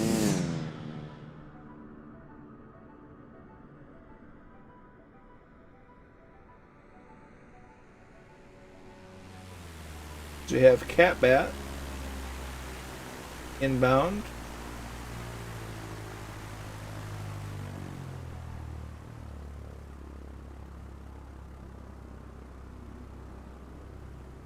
Nicely done. Nicely done.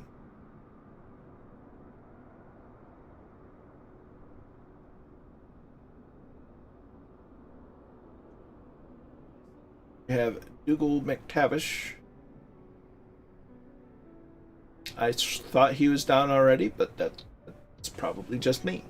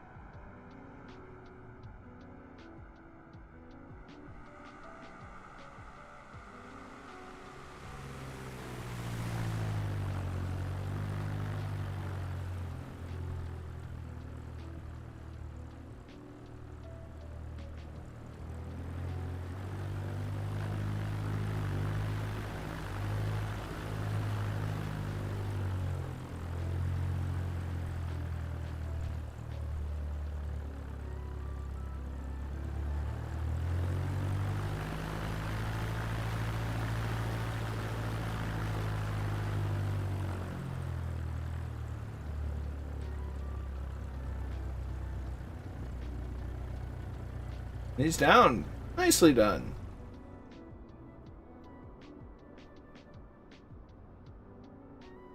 Looks like the last one for this round is Captain Bombasso.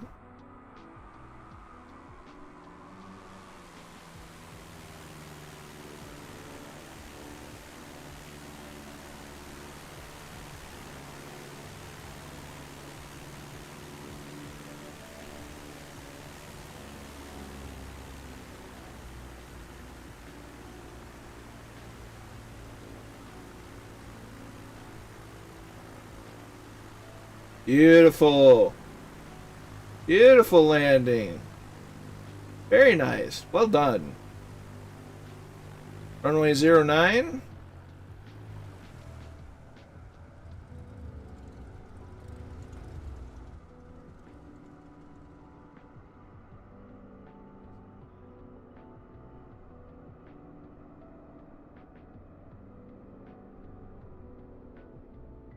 make our way down here and check out Jay Watts' landing.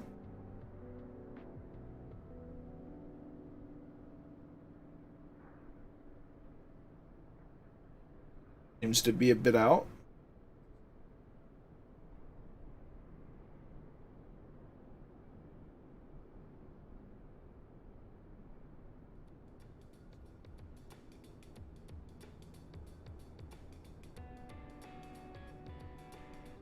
If you enjoy my streams, you'll definitely enjoy the streams of Two Tone Murphy, who is an awesome presenter, a good all-around dude, and he's an Irishman, so that's just automatically awesome. Hey, just told me 09. Gotcha. I'm definitely not running the real weather, so I've just kind of ignored ATIS.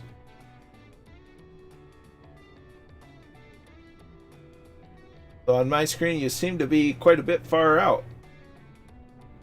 That's okay. Give everybody a minute to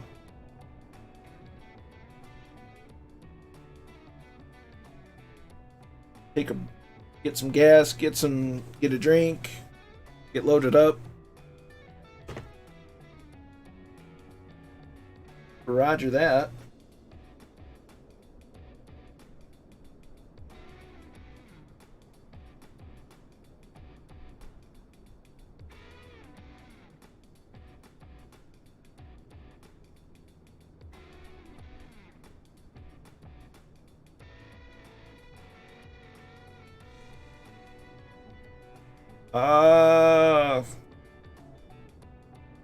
The next stop is X-Ray 35.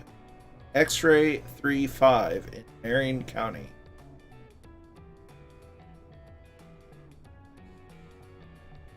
I do believe I put it in the title of the stream.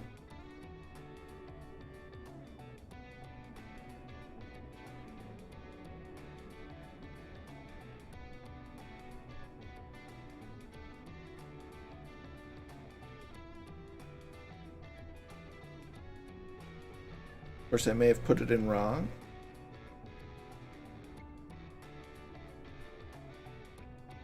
Yeah, not yeah, not Kilo Mike Alpha Oscar. X-Ray 35. Uh-oh. You hit the crash knob. Although from what I am hearing, in the next couple of days we should be getting an update that addresses those issues from Asobo.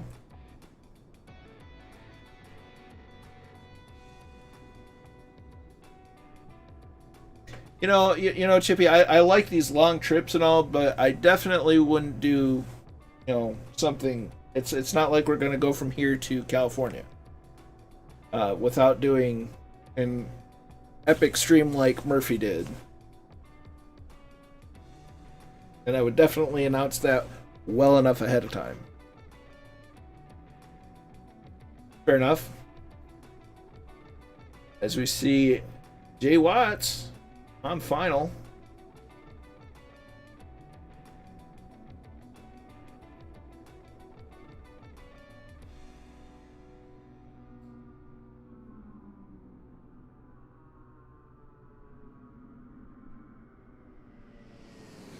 You have a good night, Jim. I appreciate you swinging by. And we shall catch you on Discord and in Murphy's streams. So I hope you have a restful evening.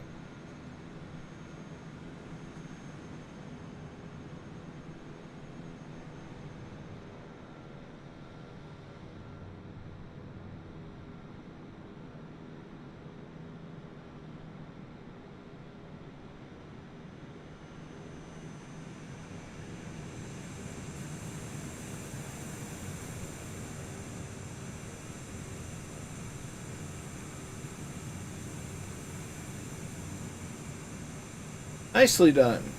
Nicely done. So we're going to do this the fast and easy way.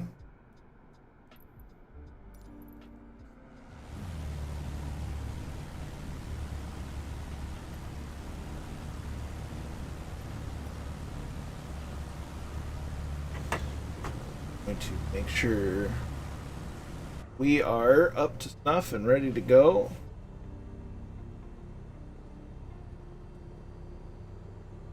Where we want it. Good. Okay, we're gonna taxi back to runway 27.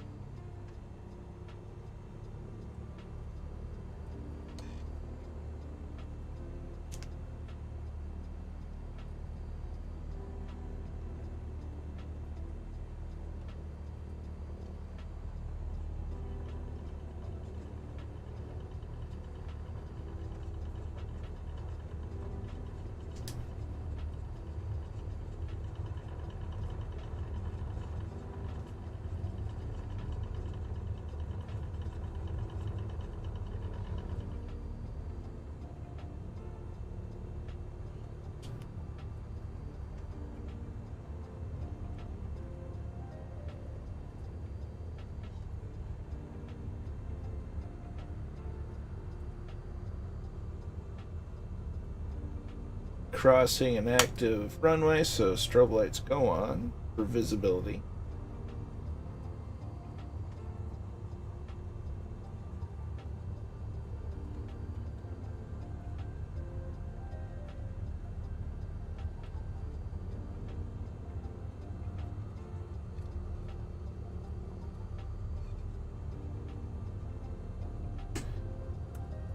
Clear the active, so we turn the lights off.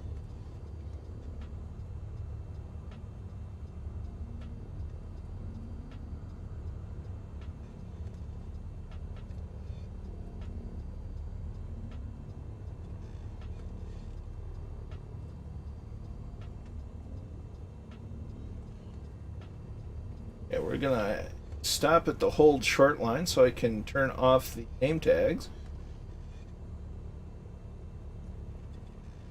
And let everybody get lined up.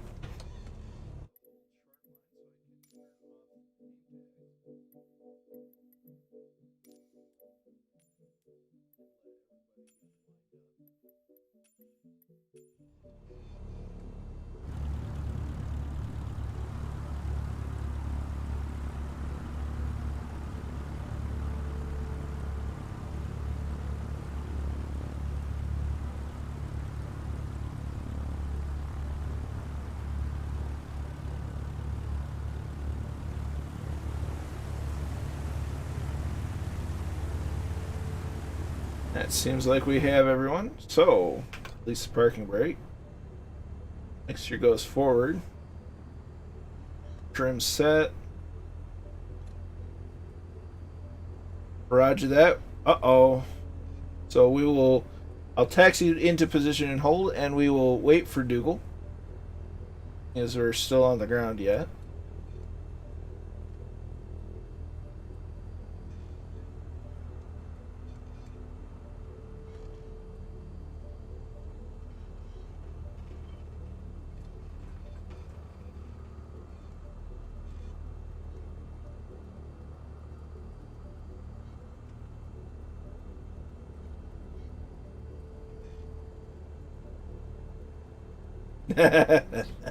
Red sky at night, shepherd's delight.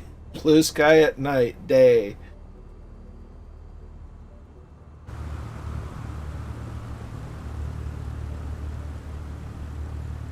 So we'll make sure that Dougal gets loaded back in.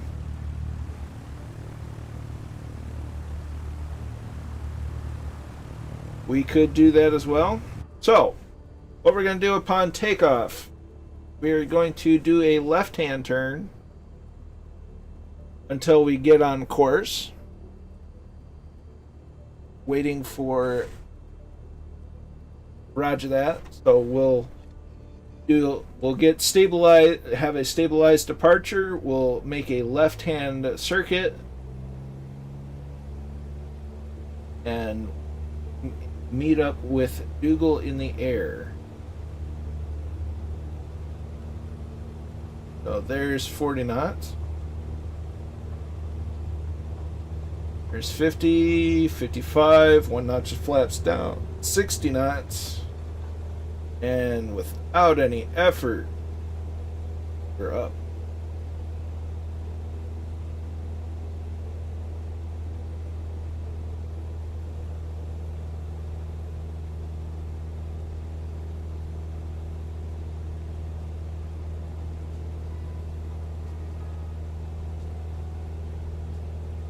Roger that, Lukester.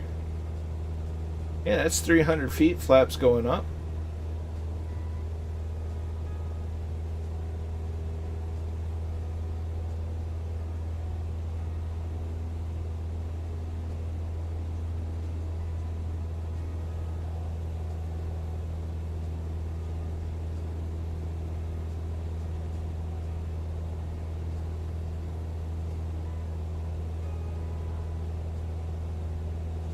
So we're going to go ahead and start a casual left-hand turn.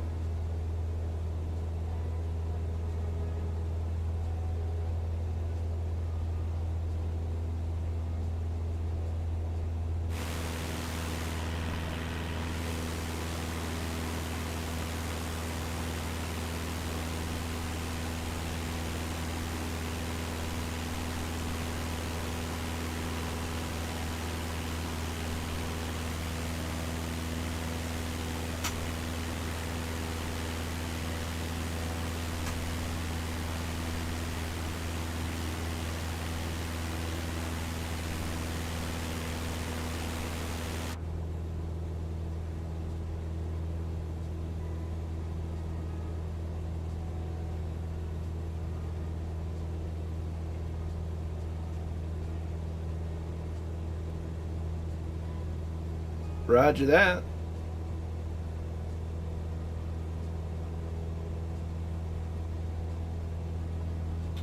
So we zoom in, autopilot on, we'll go to altitude, well, we'll turn on vertical speed, go to altitude, 2,500 feet. Vertical speed 500 feet per minute on nav mode.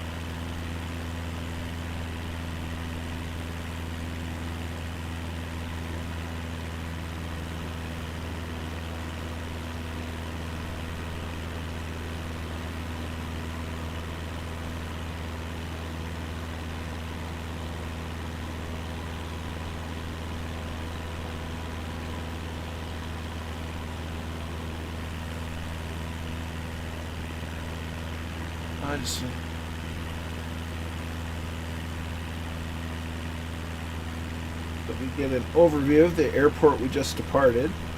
The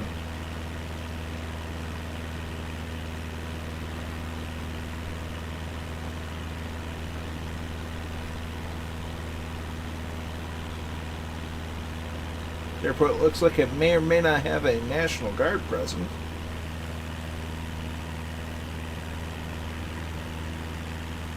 And a bit of a museum.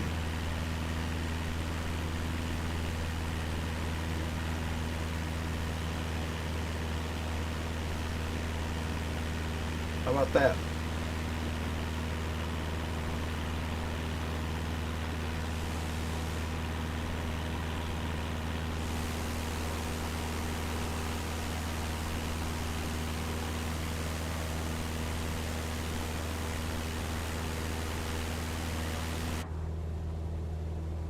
Alright, at cruise altitude already, so we'll dial back the throttle a little bit. We'll dial back the mixture. We'll set our power settings for cruise.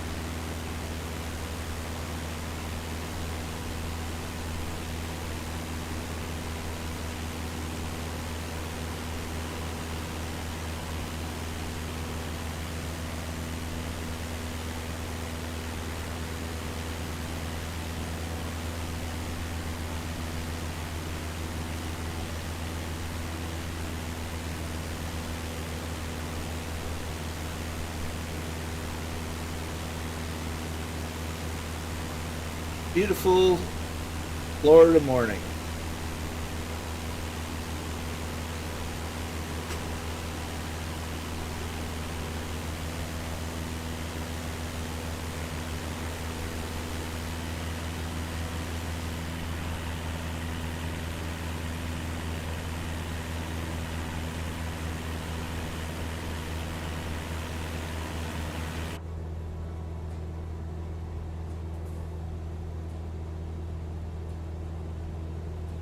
Speed, so we'll dial back the throttle just a bit more to 2400 RPM.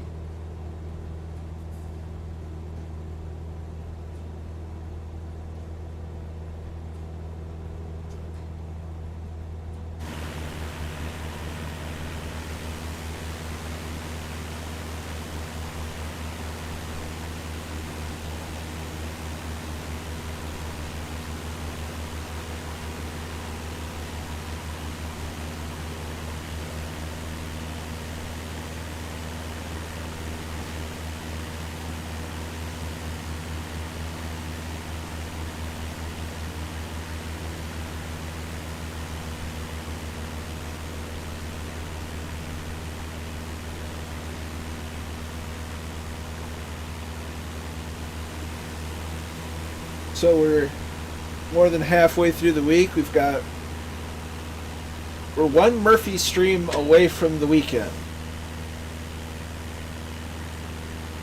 And considering I took Tuesday off, I may stream on Saturday, depending on what's going on.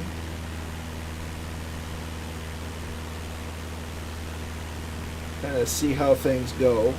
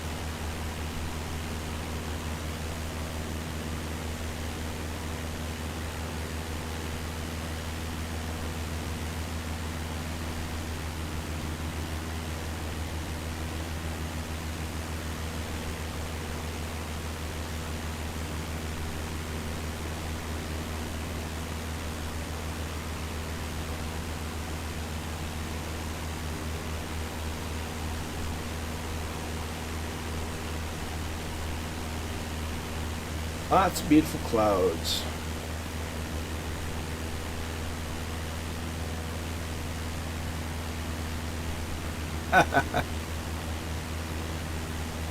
Usually just call it rental power.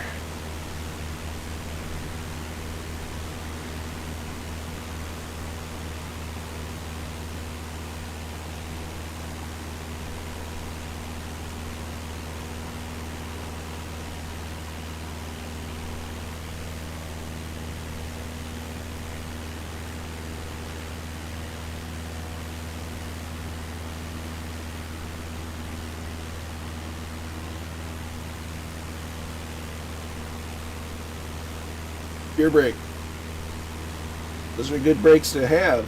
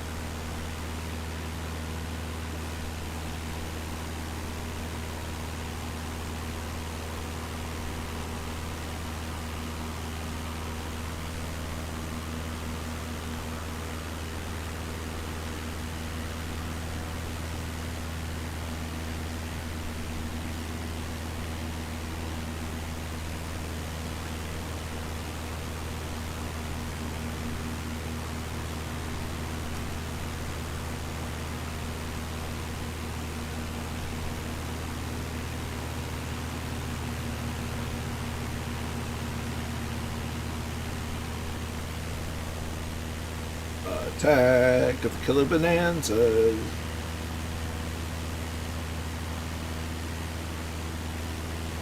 Looks like a self-storage place right there.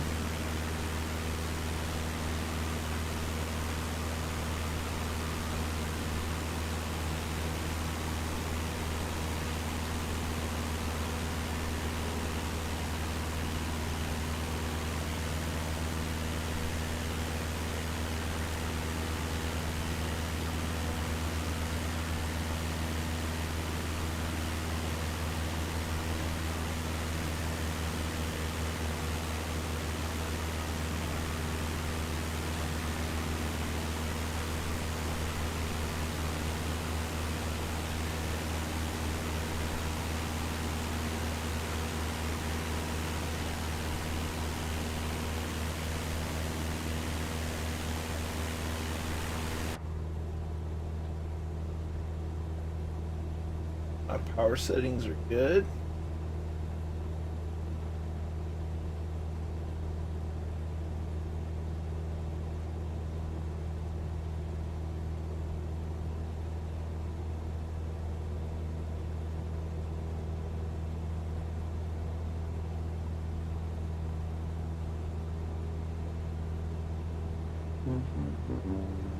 I'm hearing noises. Holy shnikes! Scotland, my friend. I don't have the words. Feeling generous, this is for you and your hard work you put in your... thank you. Holy crap. I don't know what to say to that. That's incredibly generous of you. Thank you. Thank you, thank you, thank you.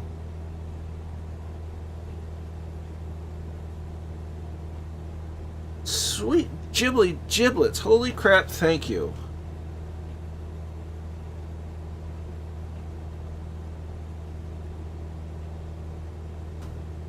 That's nuts.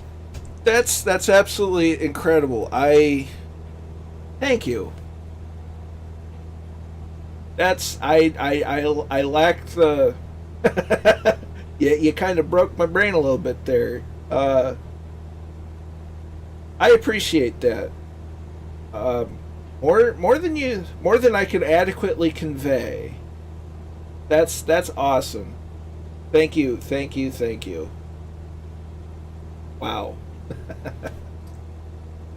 Wow.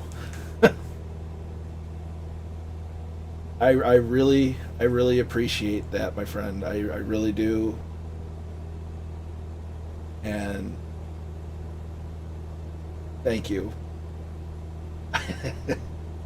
I don't know what else to say to that. Outside, just thank you. That's incredibly generous, and thank you.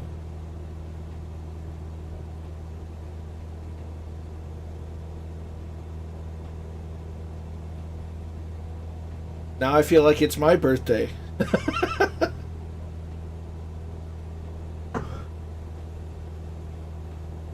Really appreciate that, Scotland. That's incredibly generous and highly unexpected.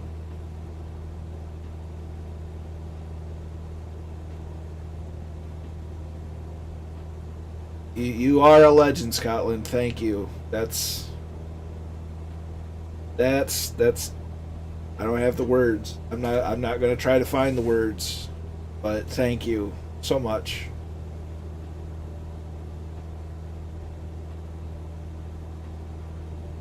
The Garmin in the 172 back to map mode. Active flight plan.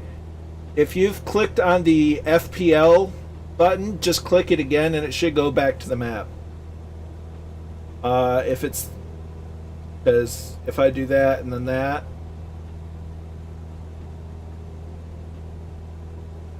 Google, nice. Prepare for a barrel roll in salute.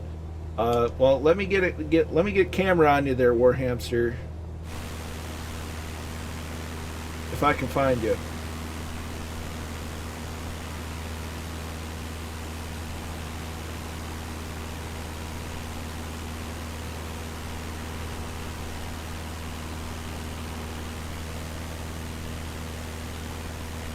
Wow. He's ahead.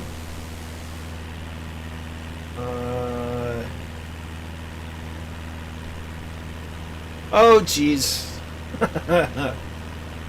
Interesting. Other than that, try the big knob to the right. It's possible.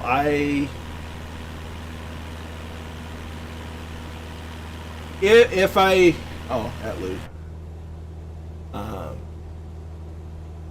Yeah, because with the GNS 530, this will change screens. The big knob. So does the small knob to a different degree. Your steer ports.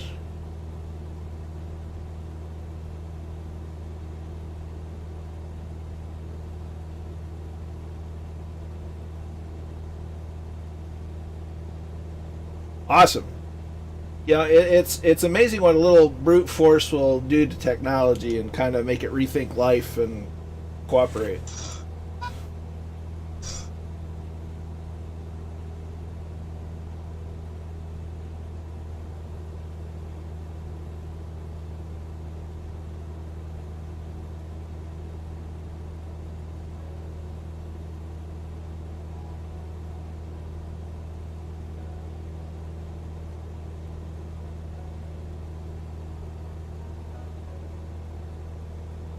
I will also be checking that out, Luke.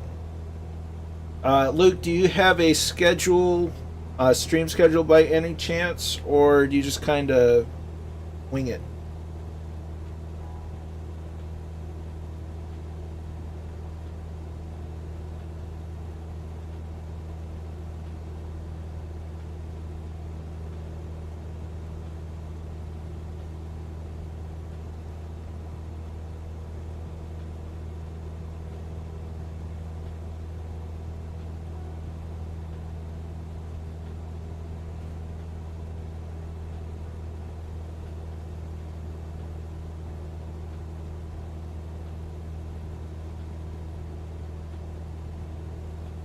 Currently streaming snow under 2330 GMT on Wednesdays, flight sim on Saturday.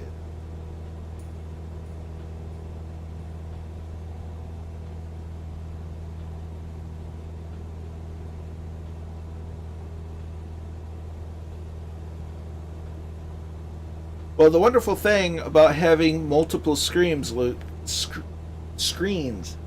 Yes, I can scream multiple times at once. Multiple screens, as it's possible to have two streams running at the same time.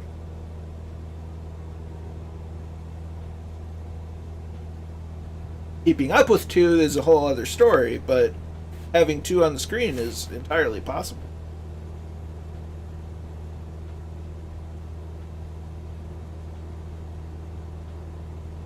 I try to spread the generosity I've received within the community to others, because what they have done for me, I wish to help with others with, because we are one big community, and spreading the love around is what we ought to.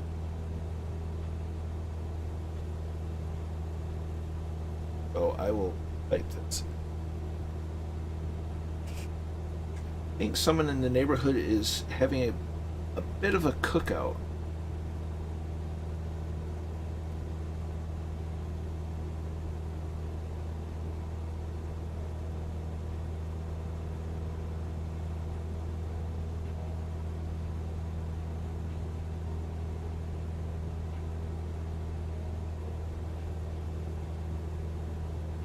It definitely smells like a charcoal grill. Because I smell the...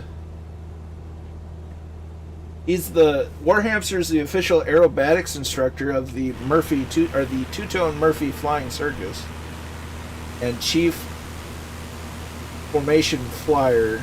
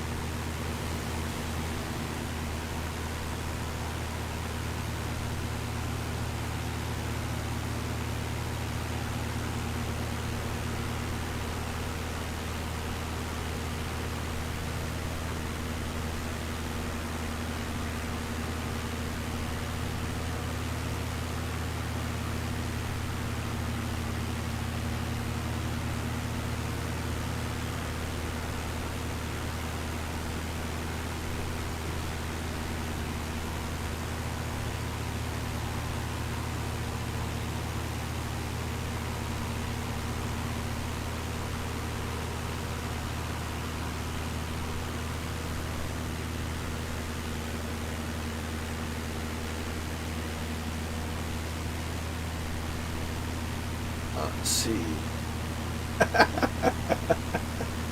Oh, we'll just go with the fancy name for it then. You're good at what you do, and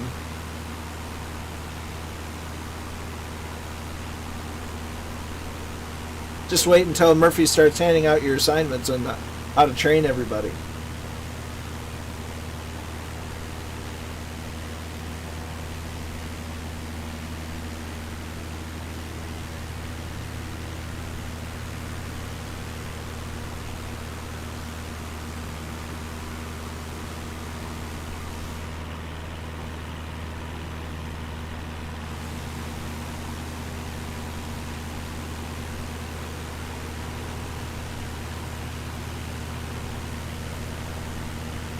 Don't worry, you'll catch us.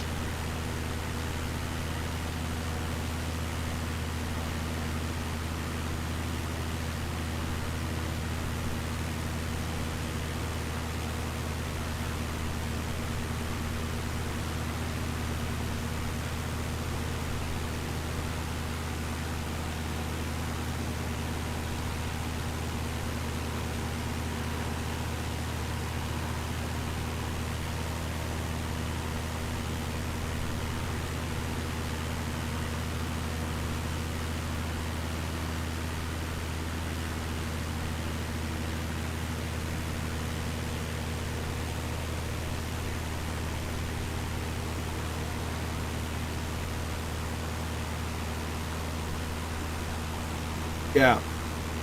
And what Murphy said, that's this community that we have, little community that we have going on is just absolutely, it's a great thing. And it has such an impact on me personally, and because this year's been rough on all of us, with lockdowns and COVID, and it's just been a lot of negativity in the world. And this little community that I've wandered into with Mr. Two-Tone Murphy at the helm has just, it's had a wonderful impact on my life. And this week, it's just in and of itself, it's just been crazy and real stressful for me personally. And this community is just such an awesome little community. Scotland, you're amazing. And it's good and reassuring to know that there's still lots of good out in the world. Good people that do good things. And I'm very, very blessed to know all of you. And I'm glad you all like my little streams. They're nothing fancy, but I'm just glad you all hang out and enjoy them, and thank you so much.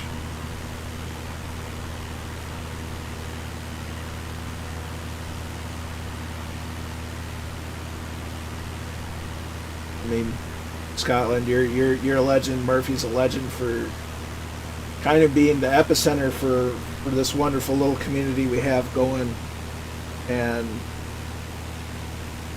there's a lot of good people here. Jim Oates, Stuart, Scott Boy. I mean, just the list goes on of just the amount of wonderful people that are here in this community and help each other out. And it's such a wonderful thing.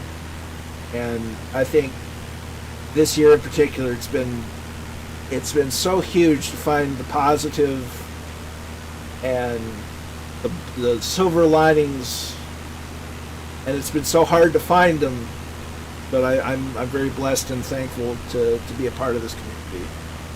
And you all mean a lot to me, and you all have my deep gratitude. And as my automated message says, make sure that you hydrate, because that's important. And because you're not crying, or I'm not crying, you're crying. and you know you're losing those tears, so that's you're losing moisture in your body, and you need to hydrate and keep yourself strong and healthy. So yeah, but just y'all are wonderful people, and I'm glad you're along. I'm just glad to be here, and I'm glad that you guys enjoy my little stream.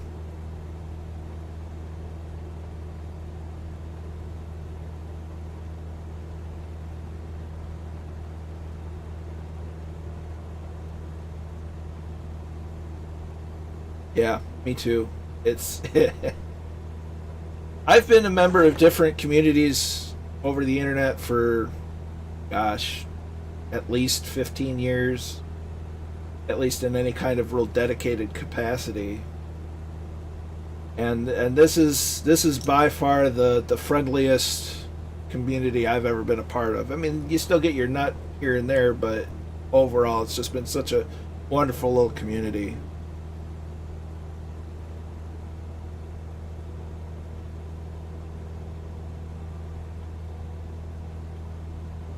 %, Murph.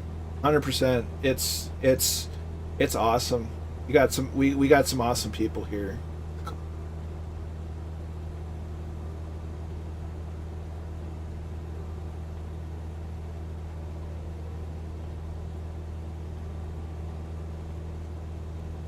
Certainly an interesting predicament y'all got going on over there. They did something similar over in my state for a while. It didn't go over well. But we'll focus on the good things of the world and the fact that we have our own little community, and such a wonderful community that it is.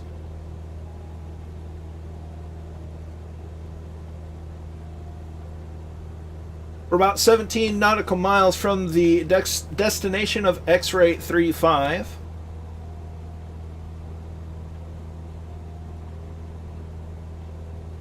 So if I can wipe away the liquid pride just a little bit and look at the airport diagram, if it has one, we'll probably just go with runway 27. Or excuse me, 28.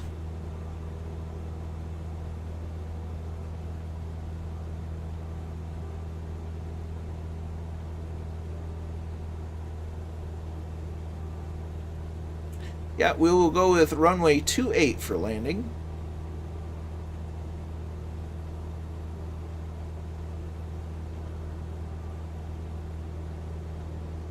As that airport is Inverness, Invernes, or Kilo India November Foxtrot.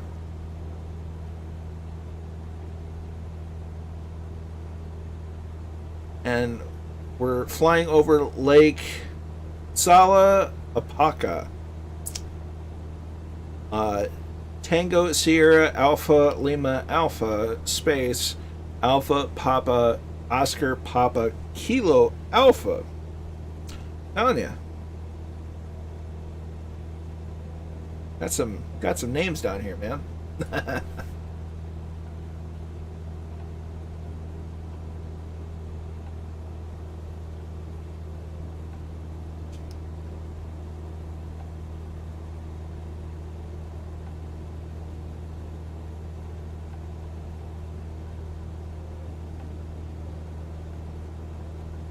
But yep, we will plan on runway 28.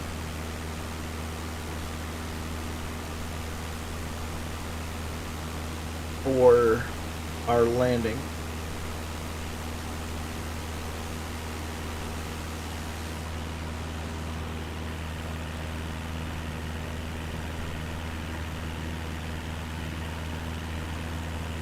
That might be it out in the distance. Pardon me.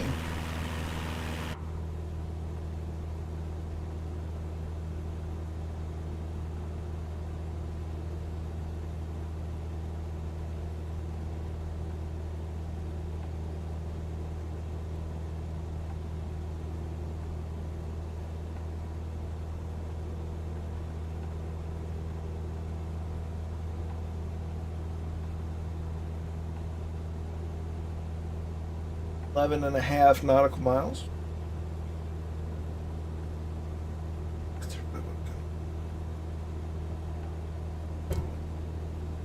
Roger that, Scotland.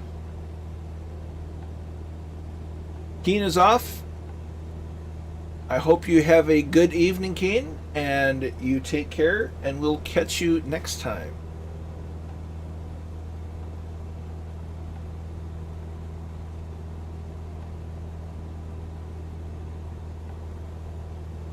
What a stream, guys. What a stream. Gals. Folks. Y'all are some wonderful people, and I'm very blessed to know you. I know I'm getting all mushy and whatever, but some things need to be said.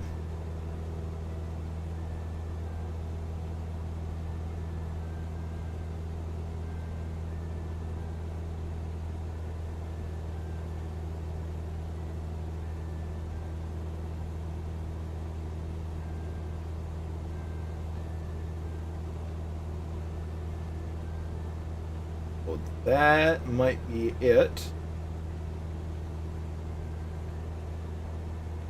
I don't think that... Well, hello.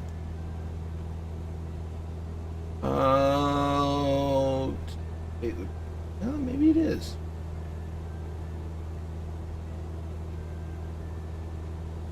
Consult the chart.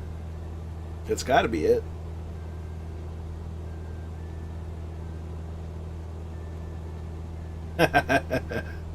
See, for me, it's that, or I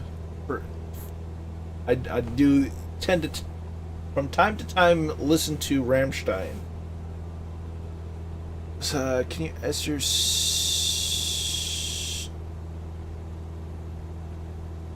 Streamlabs? I can.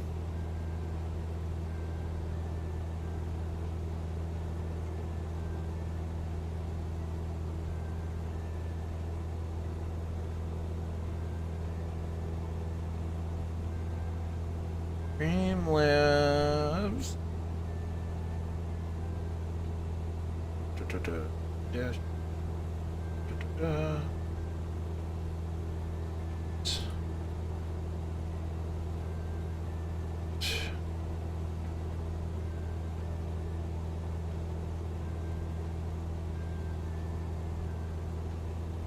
It didn't seem to have gone through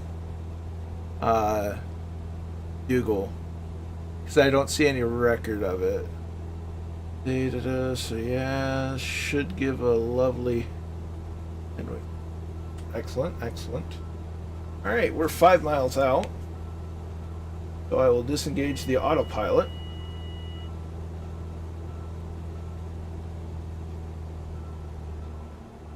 Reduce throttle, mixture forward.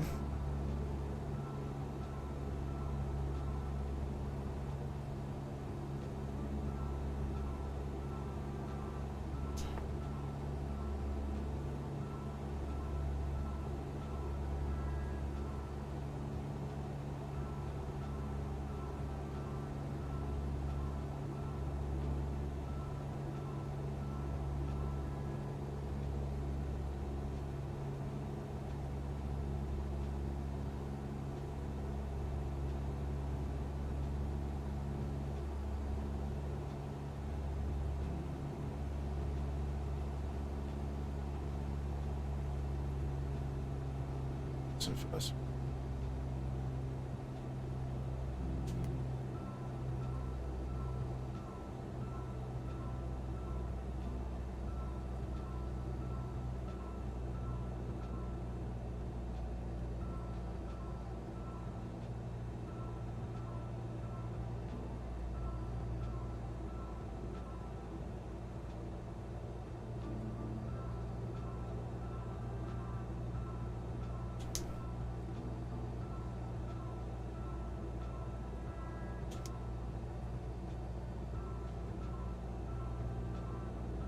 Oh, I'm already confused. It's not hard to confuse me.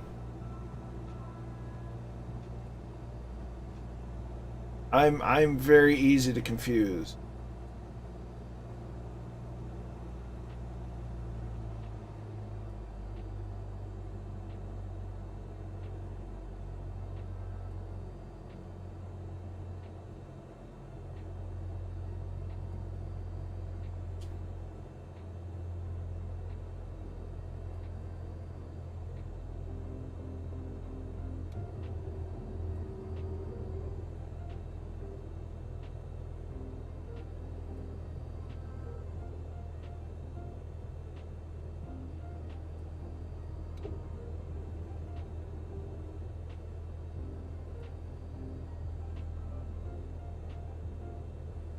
Irish country. Irish country. I'm trying to put that together, and that's just strange. Okay. Short final.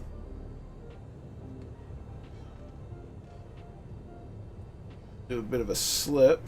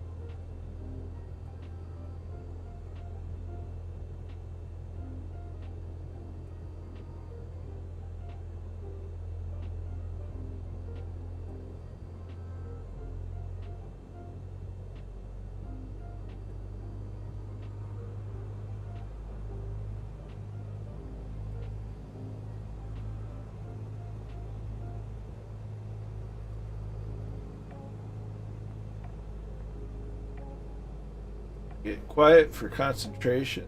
The throttle goes to idle. Roll out. Keep her centered. Back pressure on the yoke. Back pressure, back pressure, back pressure. And greased it.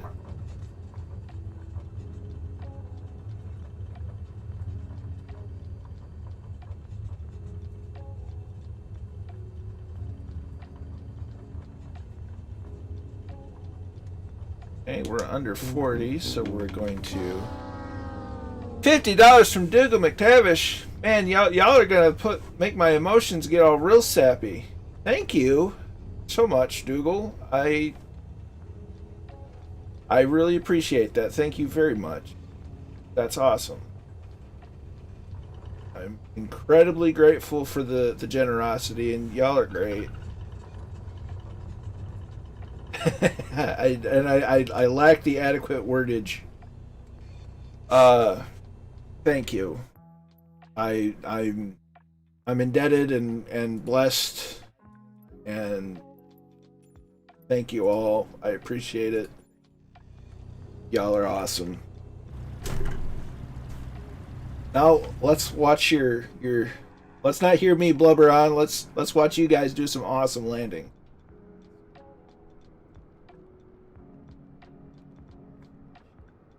At some point, I will learn how to say that, Murph, and I will surprise you. Just like one day you'll surprise me at being able to pronounce Tequamanon.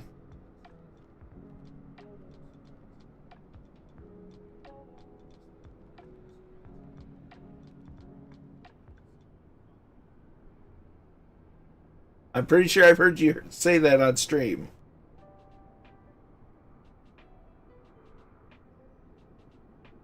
But I have the memory of a goldfish most of the time, so. Pass P84, number 1 for landing.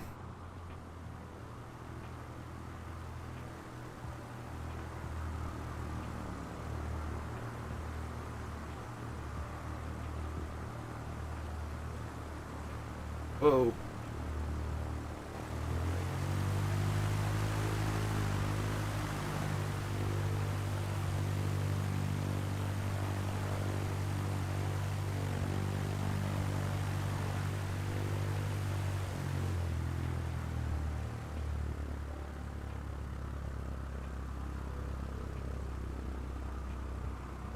Very nicely done.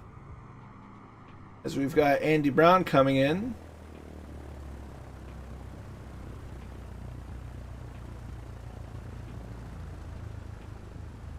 And we're down.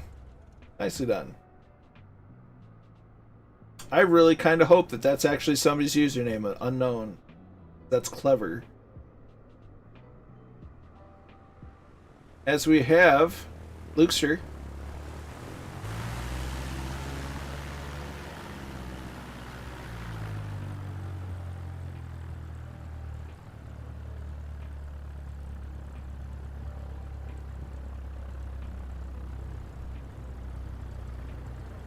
And we're down. Next up is Captain Bombasso. I hope I'm not butchering that too much.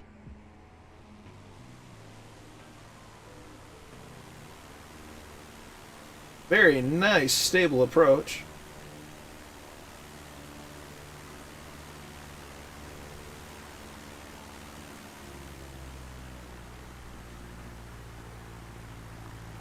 Over the numbers.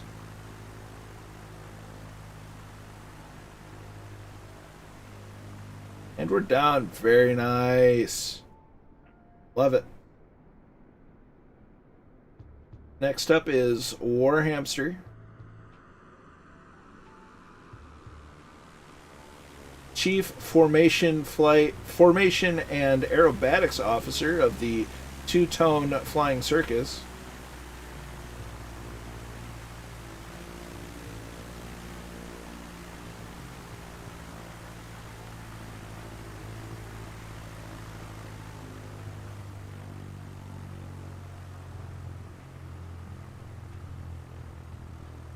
And we're done. Nicely done.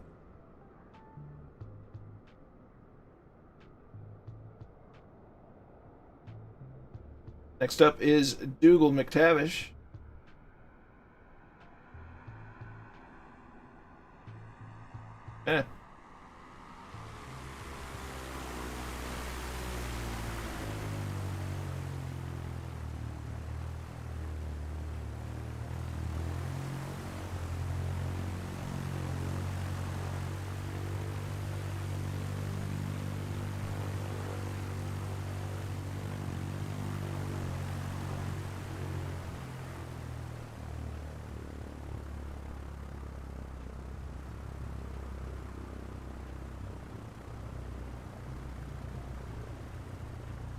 Very nicely done, my friend.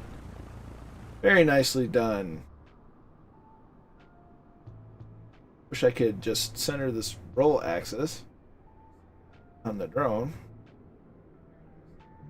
Next up is Chippy Arnold, the pizza guy himself, in the Baron.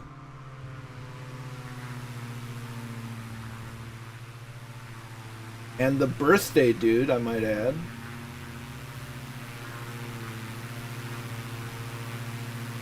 Let's get you a nice birthday landing.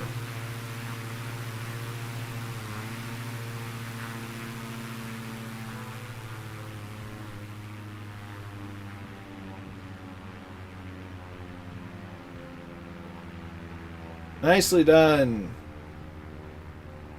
A little squirrely on landing, but we had a heck of a crosswind.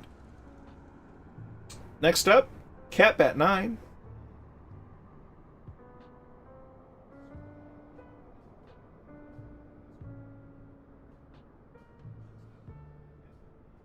If we've got anybody else in the pattern, seems that Catbat is the next up.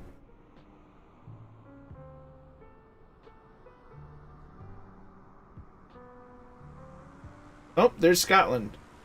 We got Scotland. Gotta wait for Scotland. Just had to find you.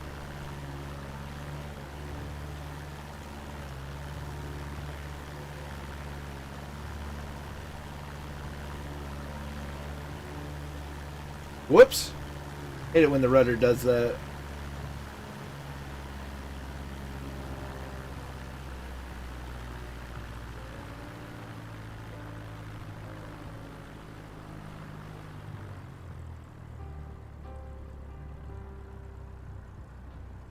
Nicely done. Nicely done.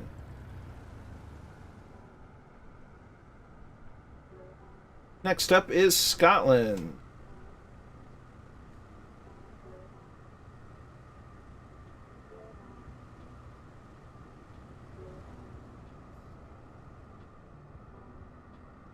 As our little flight crew is taking up the grass.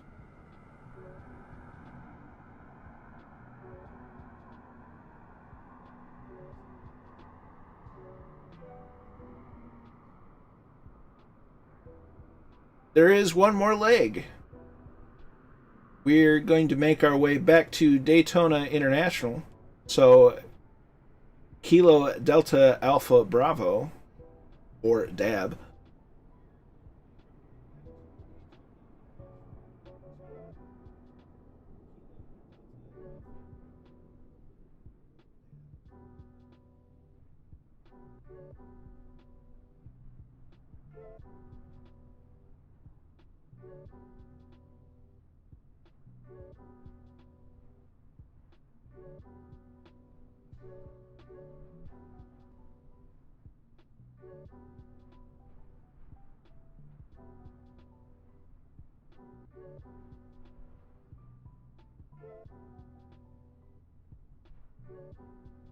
As we track down. Went a little off course, that's okay.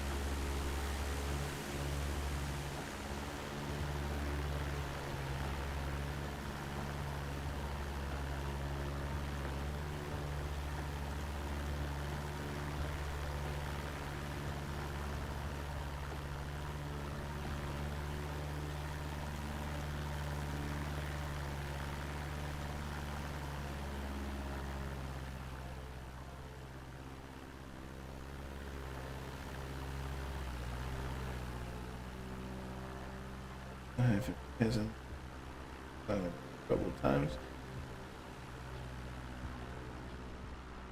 Clutch and their song How to Shake Hands.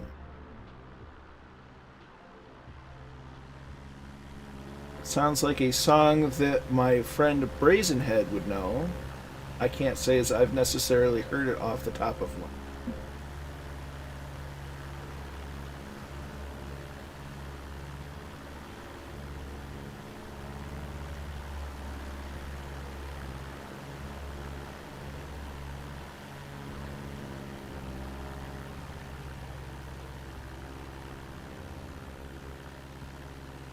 I kind of figured that would perk his ears up a little bit. Runway 28, correct. You are on base currently.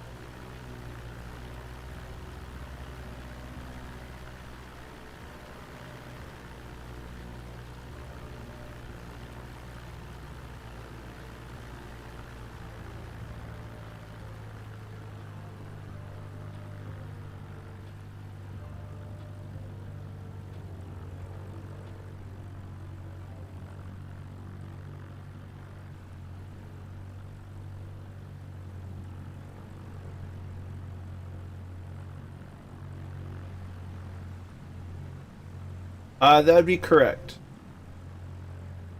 We will be departing the same runway that we arrived on.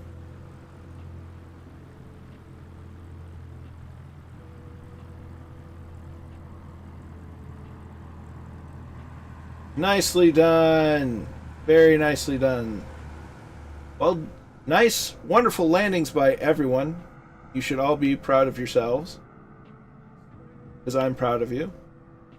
Very well done. So, I will turn the name tags back off. I can get the right menu.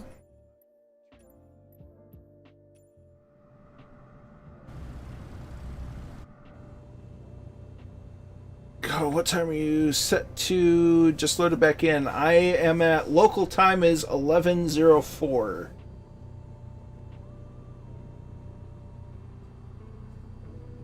So increase throttle. Release the parking brake. Begin our grass taxi to runway 28 for departure.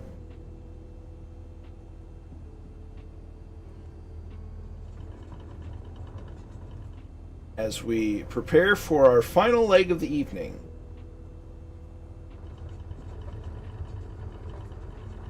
From Marion County back to Daytona Beach.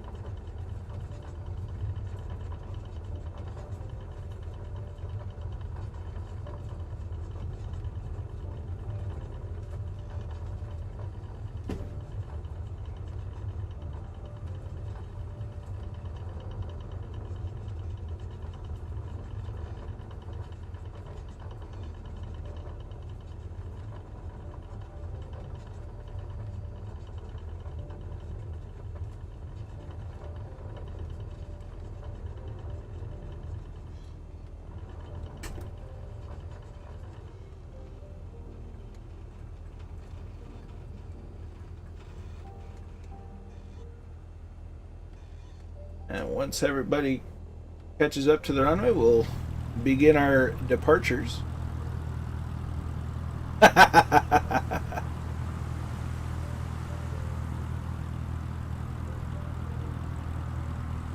War Hamster is going to be in providing the fighter escort in the Air Mariachi.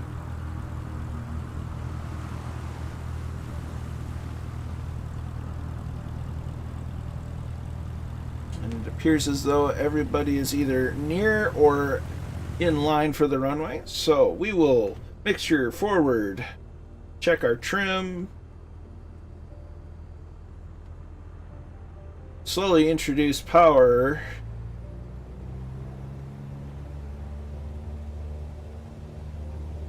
keep her on the center line.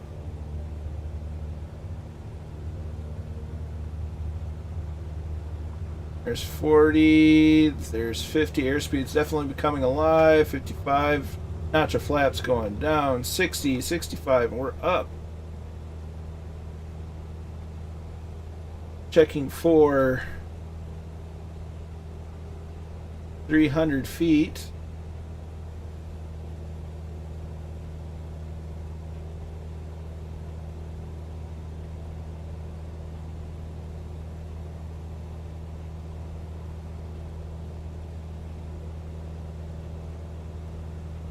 There's 300 feet. Flaps are going up.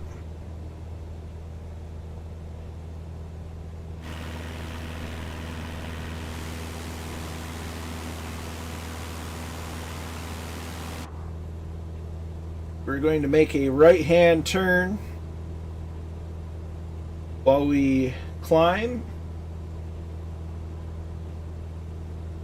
until we're on course.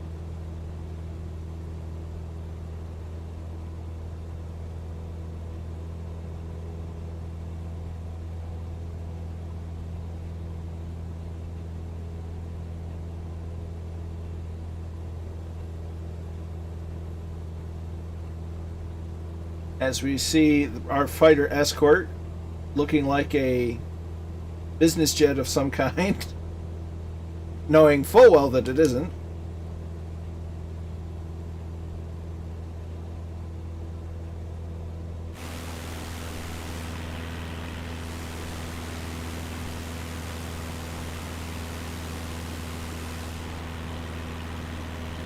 It seems that we've got most everybody airborne, so we'll go to the autopilot, activate it, set vertical speed for 500 feet per minute,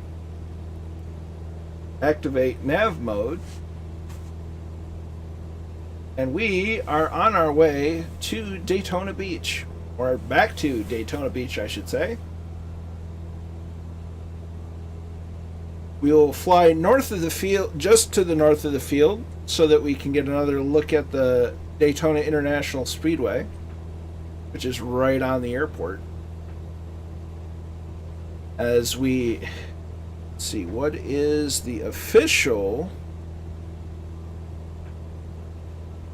designation?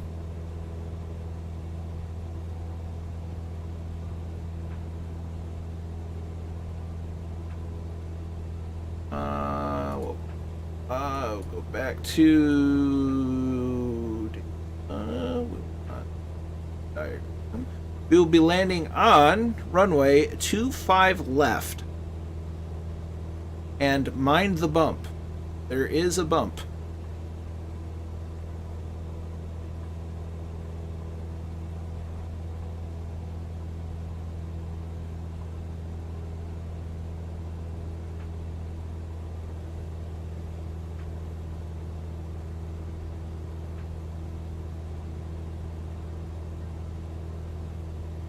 Coming up on 2,000 feet now.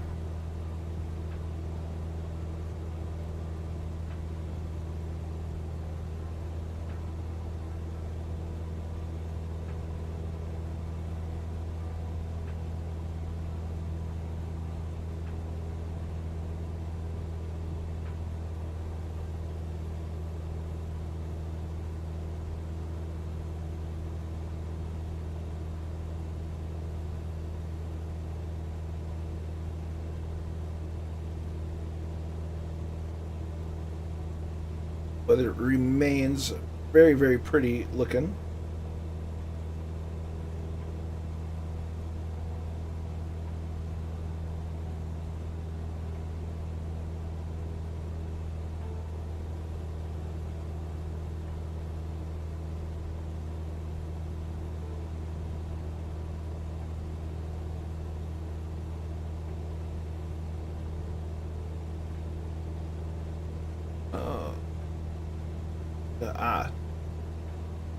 Love it when my automated notifications happen right on top of each other.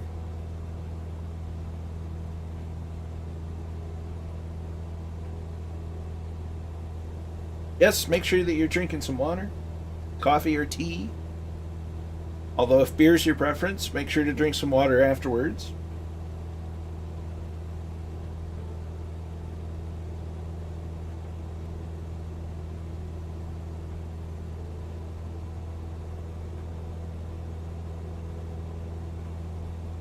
And we're at cruise altitude, so we are going to set cruise power. We're going to back the throttle off just a bit. Then we're going to adjust our mixture. See where that lands us. And then we're going to adjust to 2,400 RPM.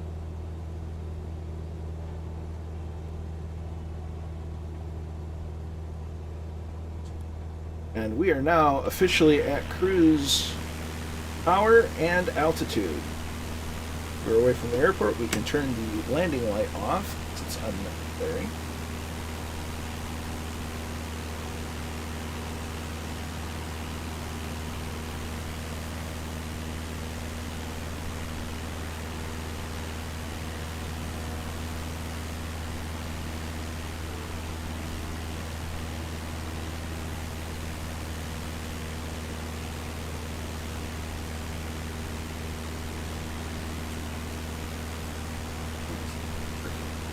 Unfortunate.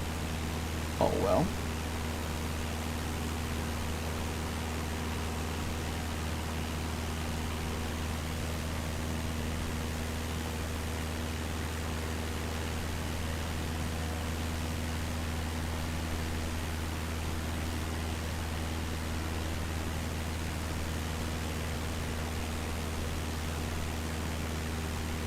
Oh, now it worked. What in the world? The Windows game bar is lagging a little bit behind.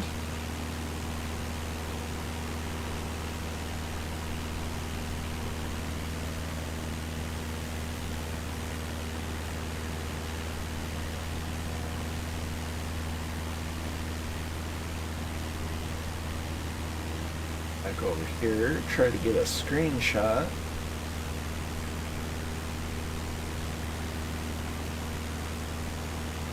Now, looking at this chart,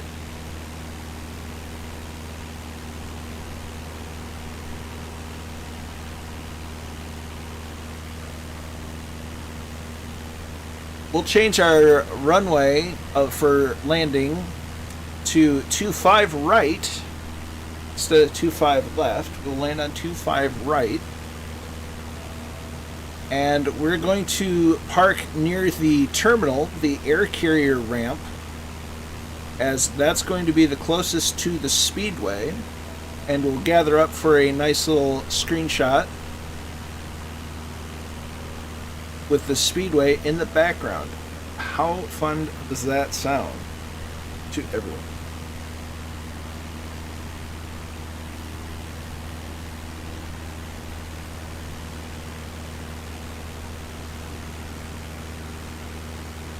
There's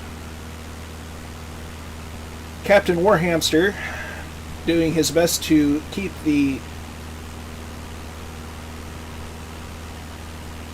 MB339 at a slow speed to match the 172. Chippy and Scotland are in for the picture.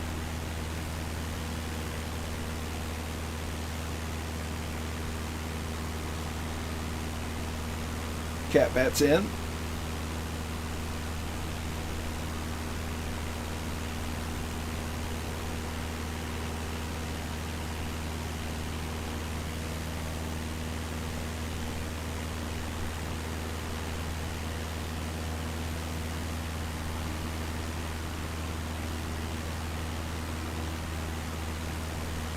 As the sun peeks out from behind the clouds.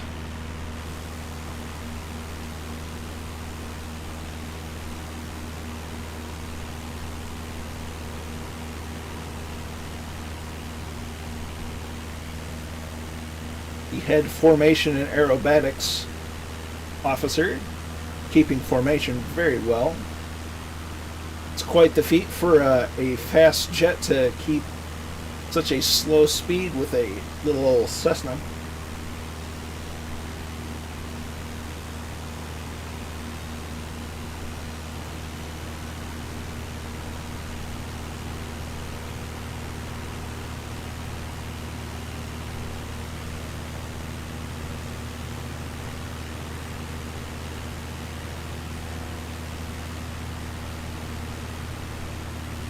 And just the dynamic lighting. See, to me, one of my favorite parts of visual, or one of the parts of visual fidelity that means that I really take note of, is lighting. Is the casting of shadows and the reflections and sort of thing. And this Flight Sim 2020 has just absolutely knocked it out of the park. And even with the varying wind conditions. Weather conditions, it's just, they nailed it. They just absolutely nailed it. Not to say that it doesn't have a little niggly bit here and there, but it just looks so good.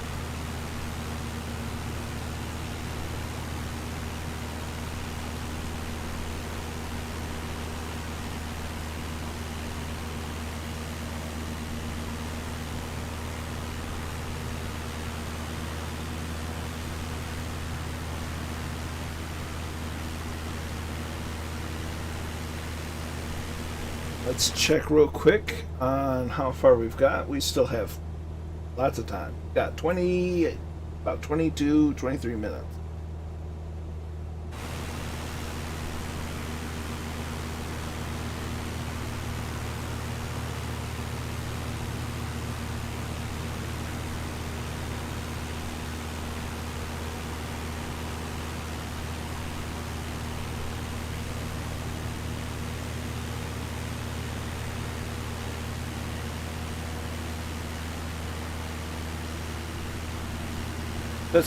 It's just, there's a lot about this. This sim has been, in a lot of ways, one of the best things to happen just in my life in general, but specifically just in with the community that I got introduced to. This has been the highlight of my 2020. And especially this week. So I can't thank all of you enough. Just being flat out awesome. Y'all are great. It's a great honor and privilege and blessing to be a part of it. Be here with y'all.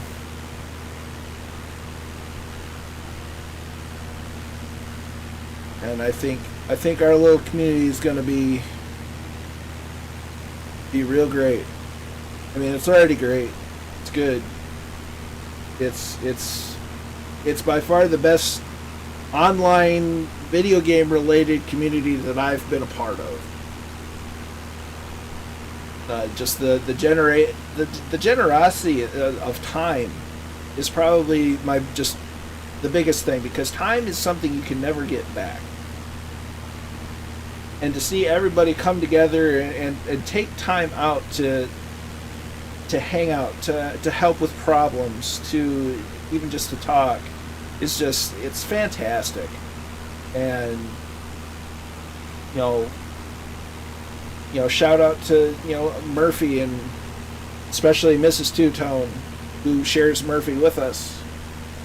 It's so good, and it's wholesome, and I'm incredibly grateful to be a part of it, because you all are awesome.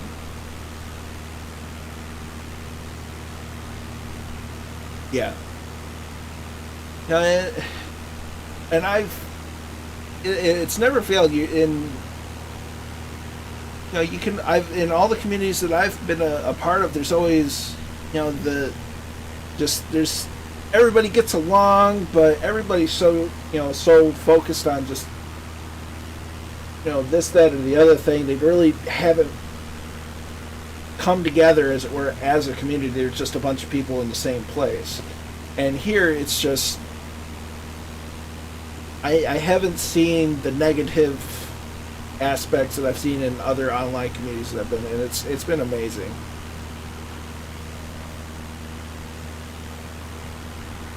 "100% Scotland." You're good, Warhamp. I mean, anybody that's either been in law enforcement or military or kind of first responders, dark humor, it kind of comes along. So I wouldn't feel too bad about that. I just, I have a lot of military friends that they have a much darker humor than I do, but the thing of it is, we all respect each other, and we all treat each other with dignity and respect and kindness, and that's what makes the community great. And just such a great little community we have.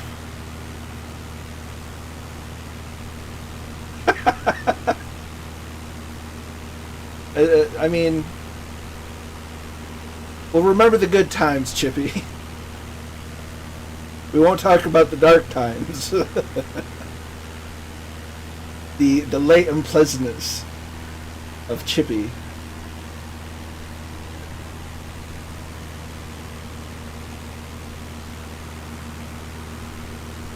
Chippy, the serial killer, he just really didn't like breakfast.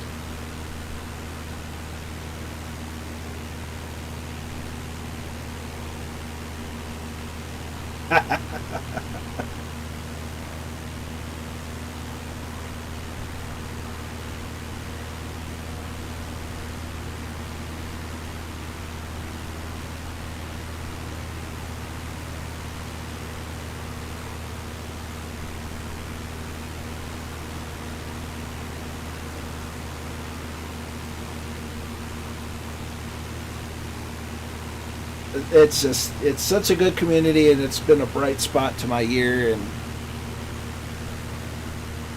flight sim's always been relaxing for me. I've been around aviation my entire life. I know what I know just based on observation and light experience. I've learned so much playing flight sim since this came out, and actually just before, between sitting down and actually trying to focus on the actual proper way to do things and meeting the crew and doing all the flying. It's been just a great part of the year.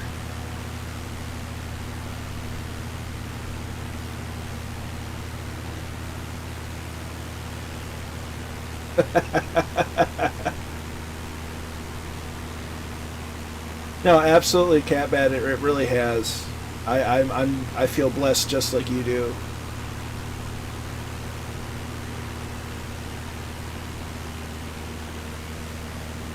I'm probably going to be cooking up a pizza after the stream, but it's going to be a bacon cheeseburger pizza.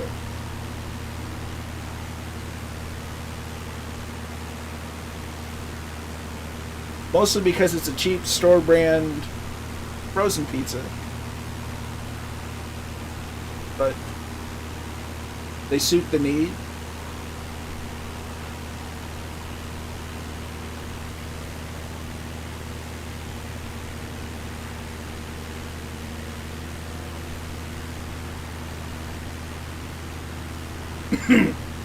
Pardon me.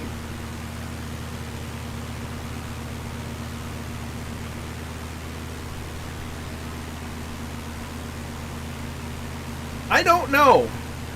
It looks like it might have had something to do with either NASA or the Air Force at some point. I'm not entirely certain. I shall pull up the maps and investigate.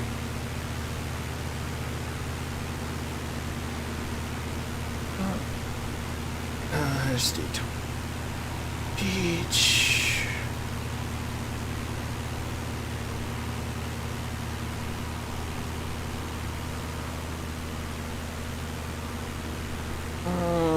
Let's see.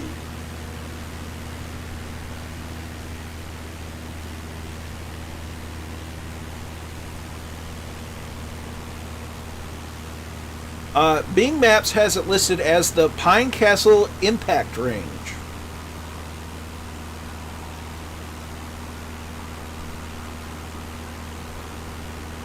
So that could mean a lot of different things.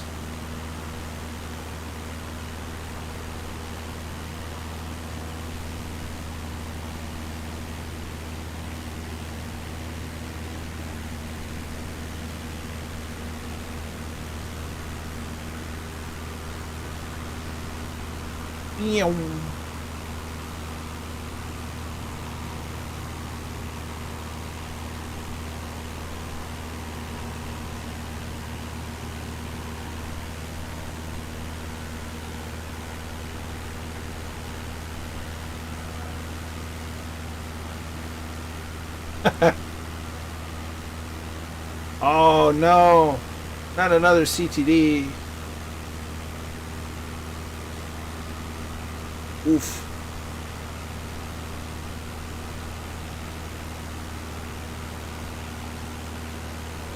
That's not good. So the Pine Castle bombing range, it's operated by the United States Navy, apparently. The Navy's Pine Castle Impact or Bombing Range is located in the Ocala National Forest near Orlando, Florida.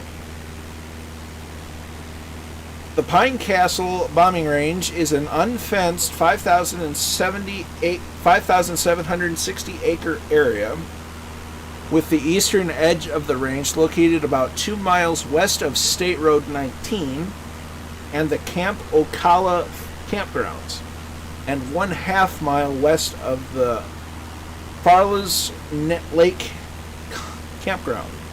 F-18 jet fighters and other aircraft take off from Jacksonville Naval Air Station, fly low over the forest, and drop their bombs in the middle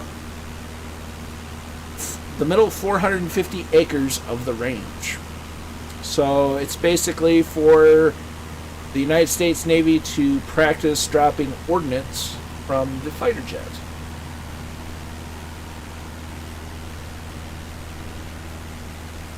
Well, the chief aerobatics and formation flying instructor has to show the G's.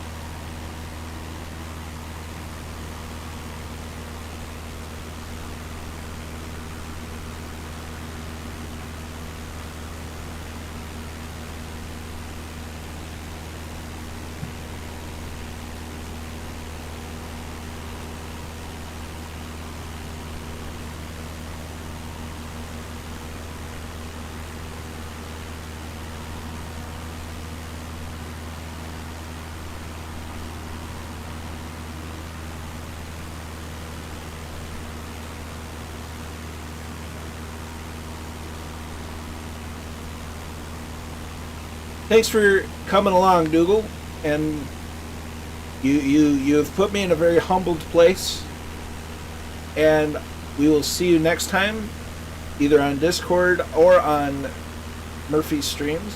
But you take care of yourself, you get some rest, and tomorrow's Friday, man, and it's almost the weekend.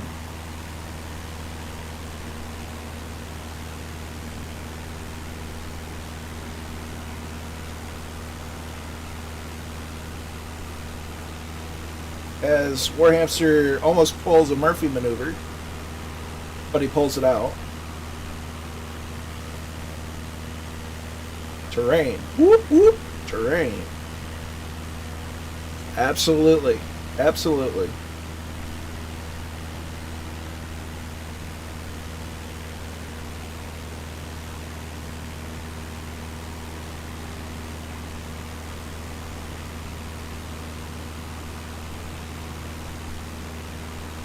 Yeah, I don't think you quite your wings quite had enough lift being produced for that kind of maneuver.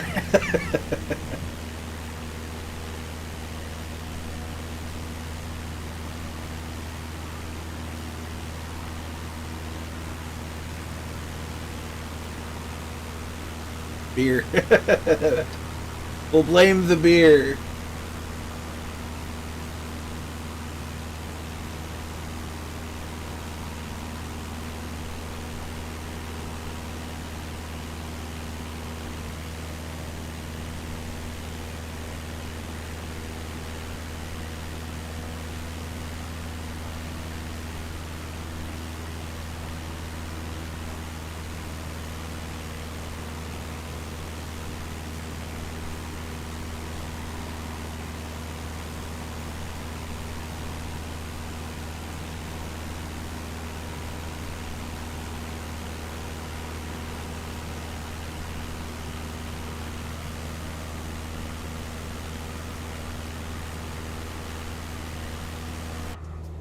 Alright, we've got 18 nautical miles left to go, a little less than 10 minutes. We have the airport in sight.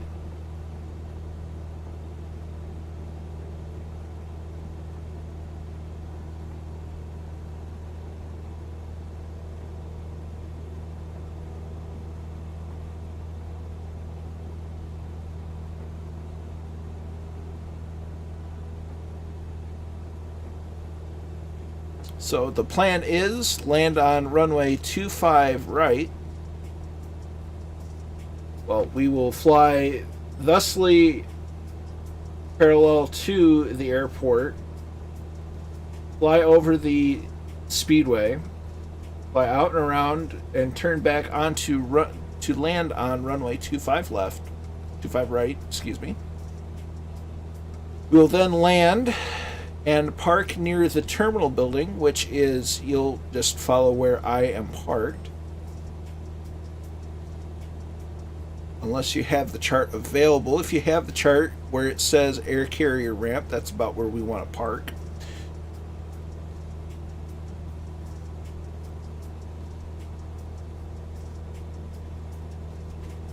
So it'll be on the right hand side of 25 right.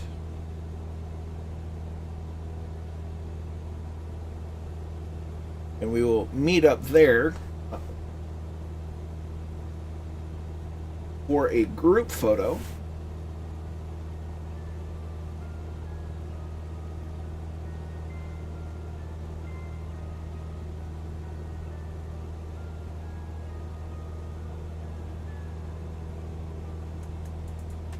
And from there we will likely call it a night after we get our group photo.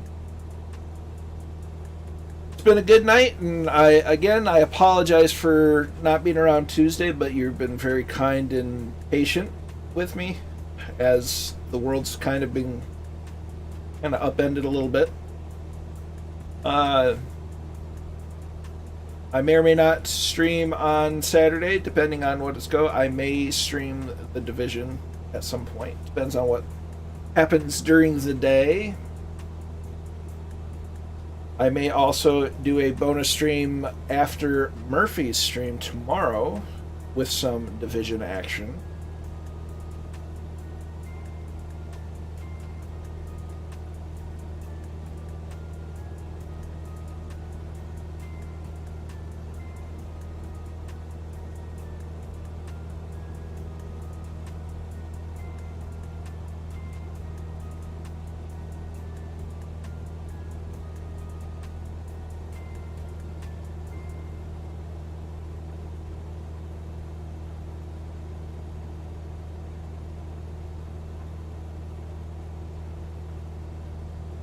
Silly. There we go. 7 left.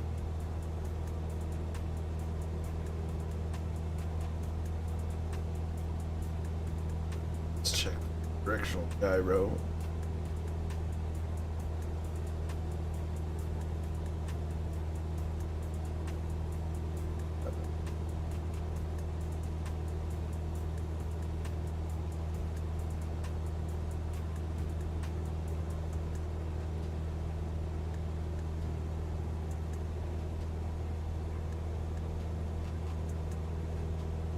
So we'll be landing on the big runway.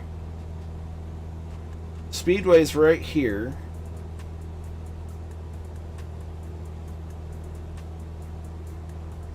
As soon as we get where this is looking like a straight road, we will go to heading mode to 070, flying perpendicular to the runway.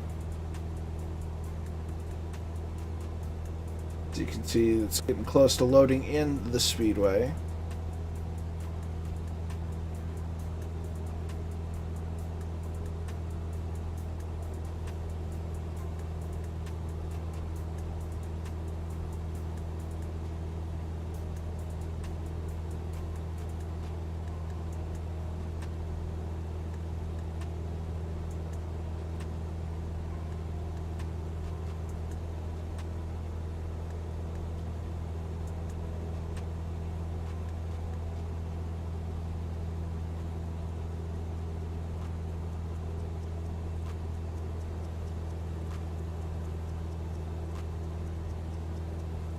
Okay, we're going to be going to heading mode here in a moment. Want to get a little closer.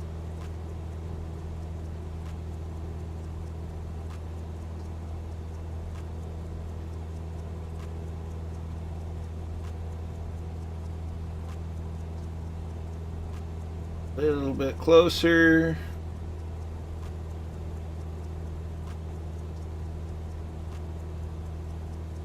And activate heading mode. Heading 070.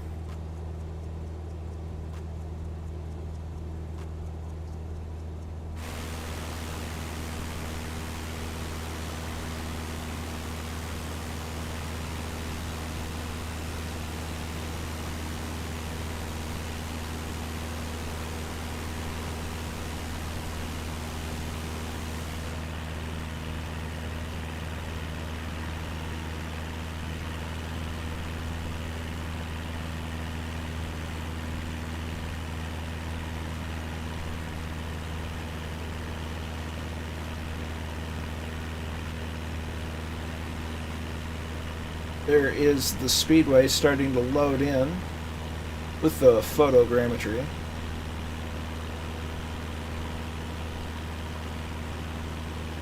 So we're going to meet on the ramp right in this area over here.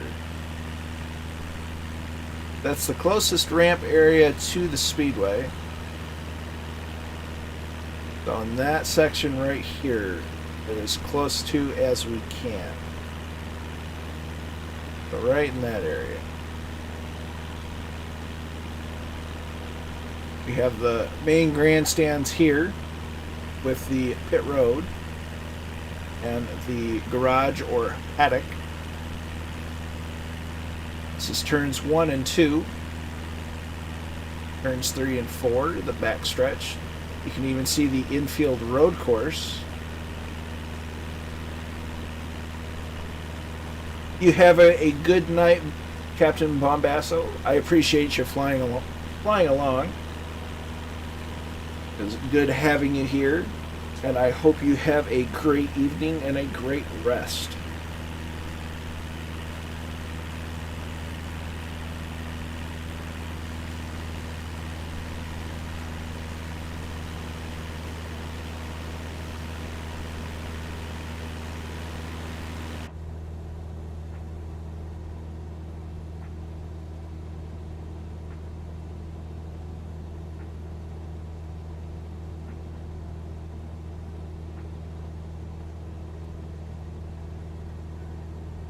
We'll park up right around here for our group photo.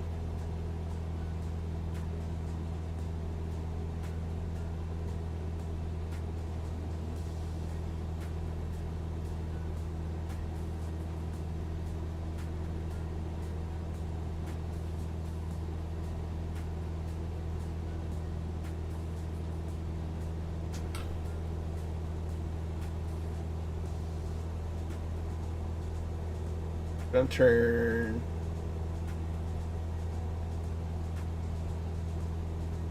Well, we're gonna just turn the autopilot off. Make sure it goes forward. Power comes back. As we start a descent on our right downwind leg. English is hard sometimes. As we get a wonderful look at the Atlantic Ocean and the Daytona Beach area. It would be helpful to have a couple extra moments.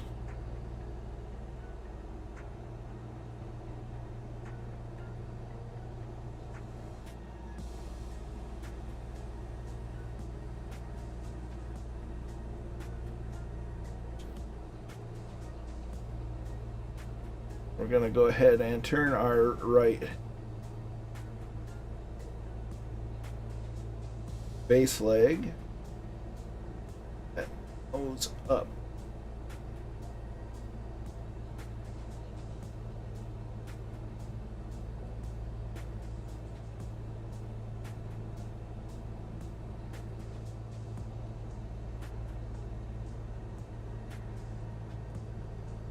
Yeah, I mean, Florida, it looks amazing. If it wasn't for the humidity and the gators and the snakes and all the other critters that want to kill you, I'd probably be interested in, or I could imagine living here, I should say, to some degree. However, it's exceedingly hard to pull me away from Michigan just because we don't have a lot of critters that want to kill us. We don't have hurricanes. The worst we have is snowfall, the rare tornado. That's about it. No earthquakes, no hurricanes. There's nothing too much about Michigan that wants to just outright kill you. It's hard to pull me away from Michigan.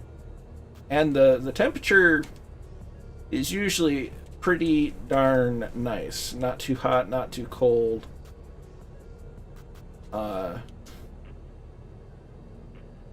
doesn't. We have times where it's fairly humid, but not all the time. 4 distinct seasons, but I would definitely visit. There's a number of places I would love to visit in Florida. Daytona being one of them. The Cape Canaveral Kennedy Space Center is another.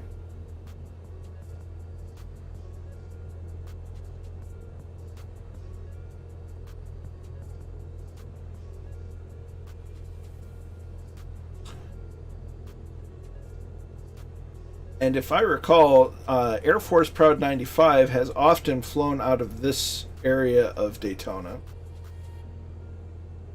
Some of his more vloggy type videos.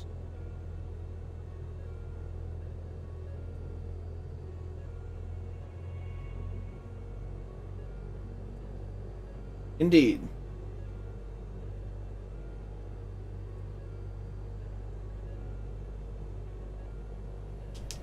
Something I would want to visit in the winter months just because it's not blistering hot and a bit more temperate. It's perfect time for the snowbirds to be down there though.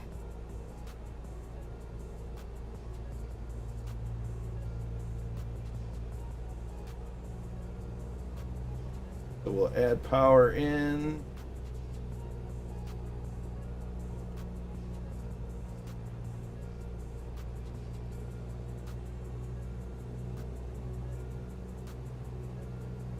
The song makes it sound like my door's open, my lights are on, or seatbelts engaged.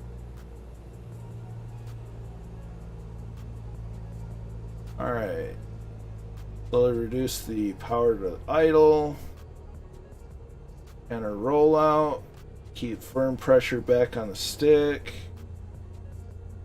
Use rudder to keep center line. Continue back pressure. Perfectly timed. How about that? Okay, less than 40 knots. Flaps are coming up. Power is getting set for taxi.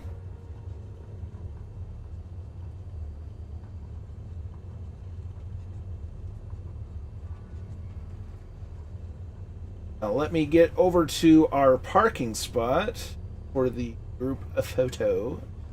Then I will get out the drone camera and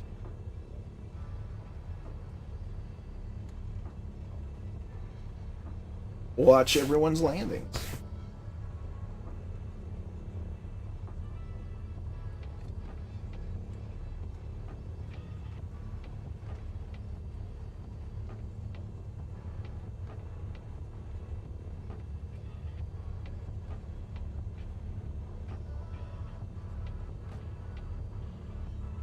So we'll just taxi through the gates like no one's watching.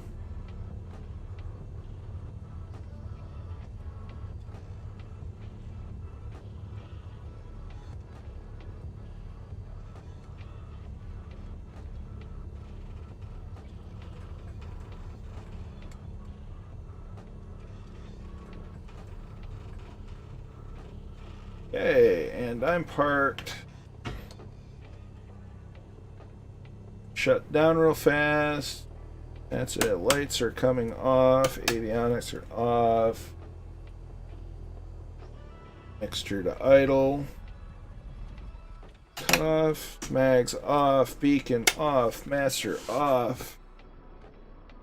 Drone camera engaged. I need the nameplate. Traffic. Nameplates on. Fly and save. Go back. As we're coming in for Andy Brown. Is landing.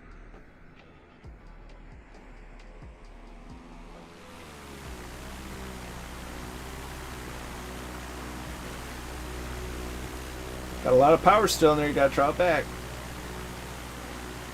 Going down the runway.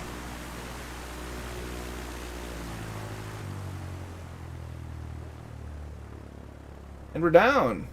Nicely done. Looks like Fast P84 is next.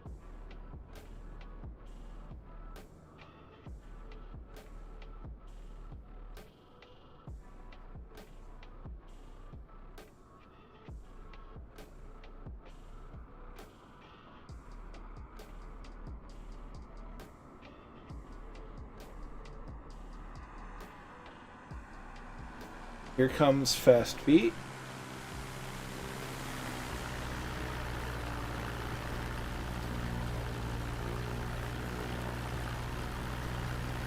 Approach is looking very nice.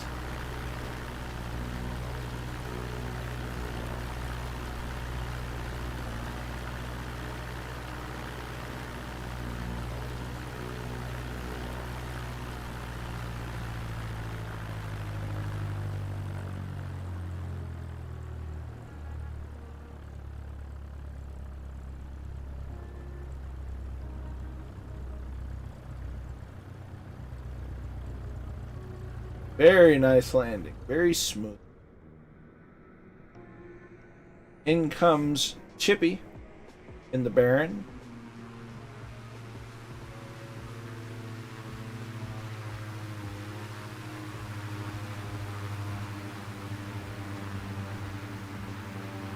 And touchdown. Well done, Chippy. Mr. Chippy.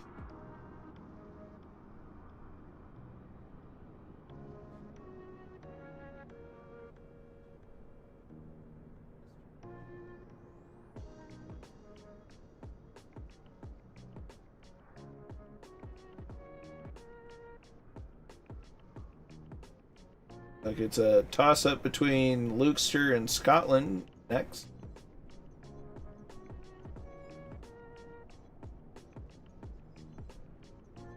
Here I'm not missing anybody else.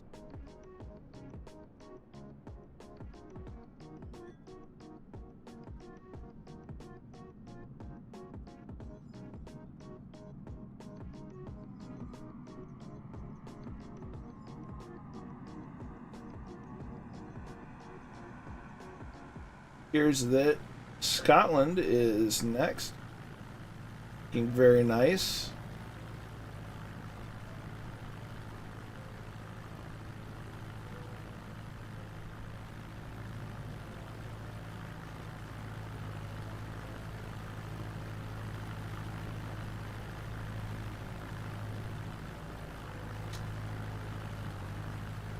Think rate. Pull up. Well, you may not want to pull up.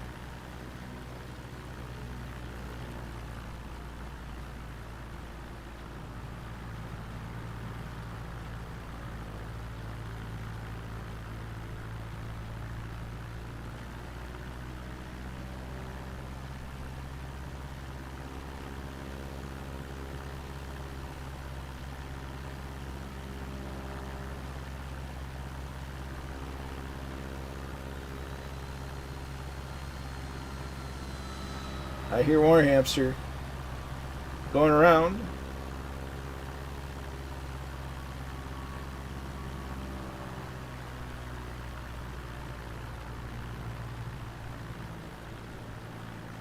You got this, Scotland.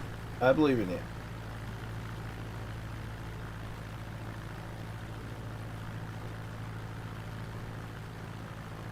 Nicely done. Nicely done. Next up is Lukester.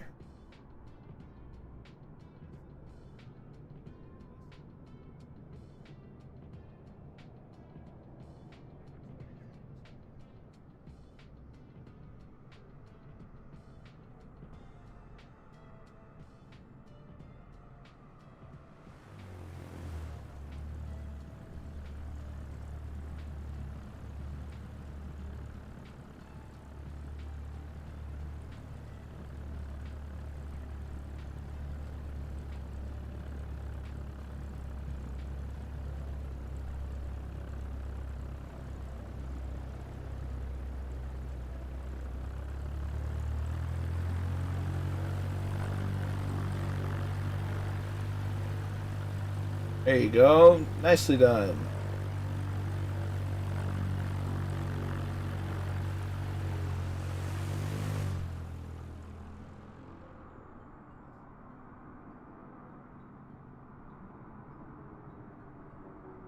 Seems like we lost a couple of people.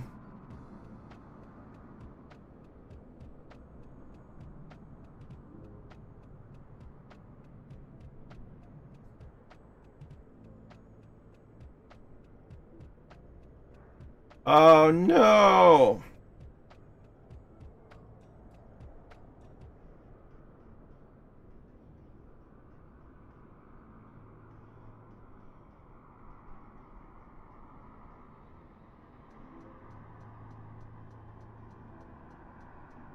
We'll wait up for you.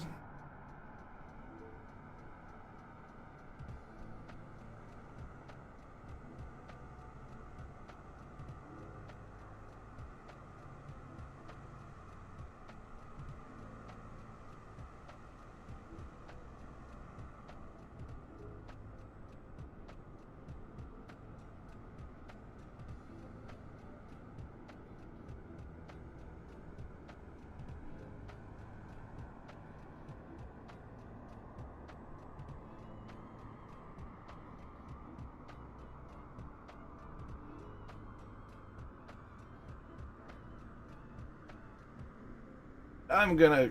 That's not the button I wanted. That's the button I want.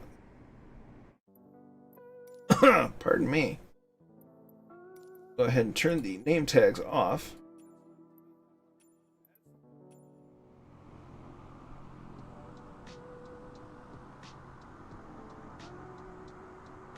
I would, but that's risking a crash to desktop. I'll let you get here. We'll take one photo with the generic models, and we'll take one without. Just in case, that way it's a compromise of I'll at least get the shot regardless.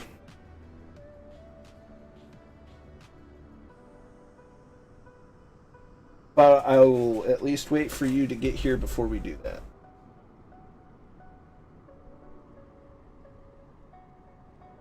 I'm in no hurry.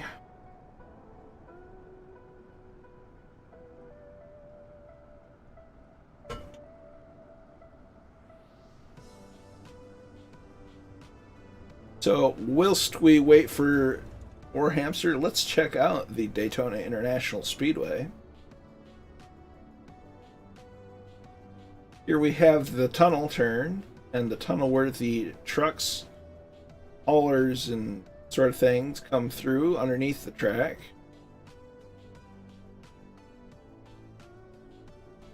Here it is on the other side.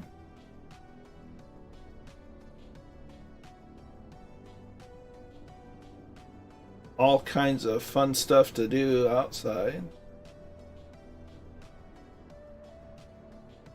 I believe that's supposed to be the statue of Dale Earnhardt.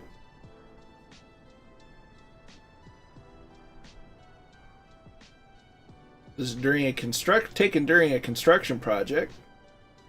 I can tell. So this is the main grandstands. The entrance to pit road. The garage / paddock area, the primary one.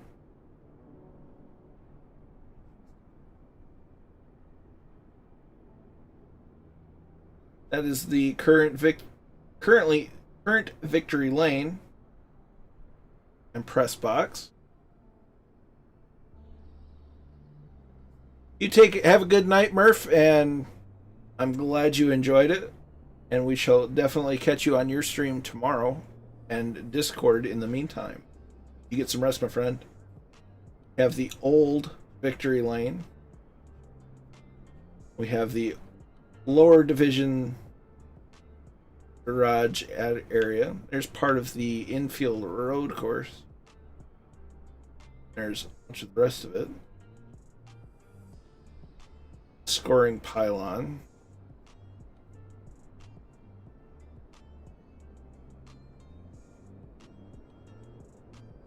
Infield lake.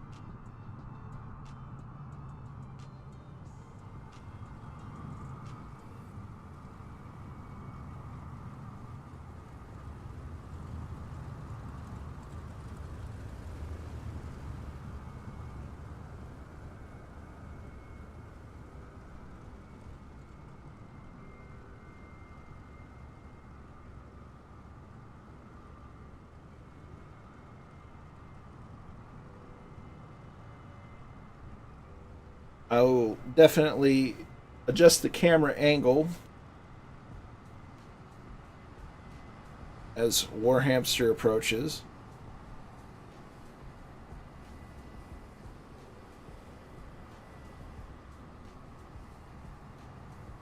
I turned them off.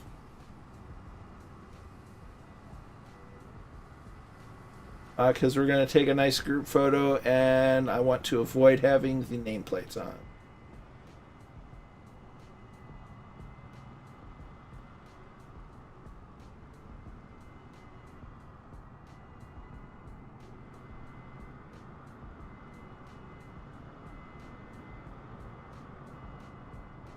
All right, so we've got the one. Here's our picture with the generic models, just so that I know that I won't crash to desktop.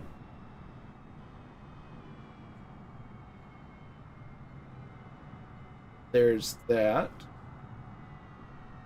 Then I go into my settings. You better do it quick. I'm just... Okay, we're letting that do its thing. Gonna cross our fingers. Yeah, that's probably my only complaint about the Mooney, the 182, and the 339 is just the engine sounds are so loud.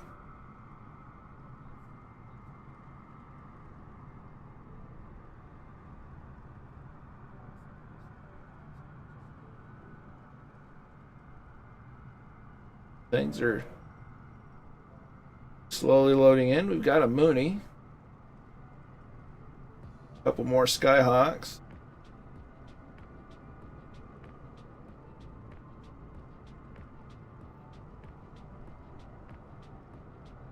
There's a Diamond. And that's probably a crash to desktop.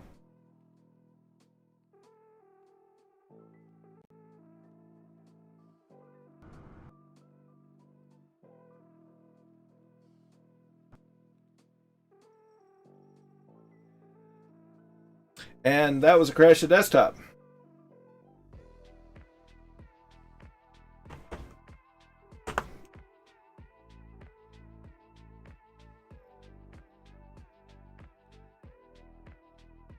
Wow, I'm upside down.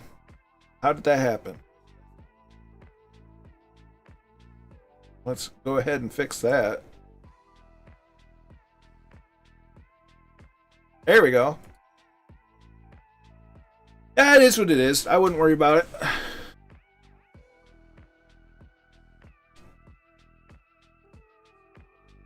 But thank you all for joining along.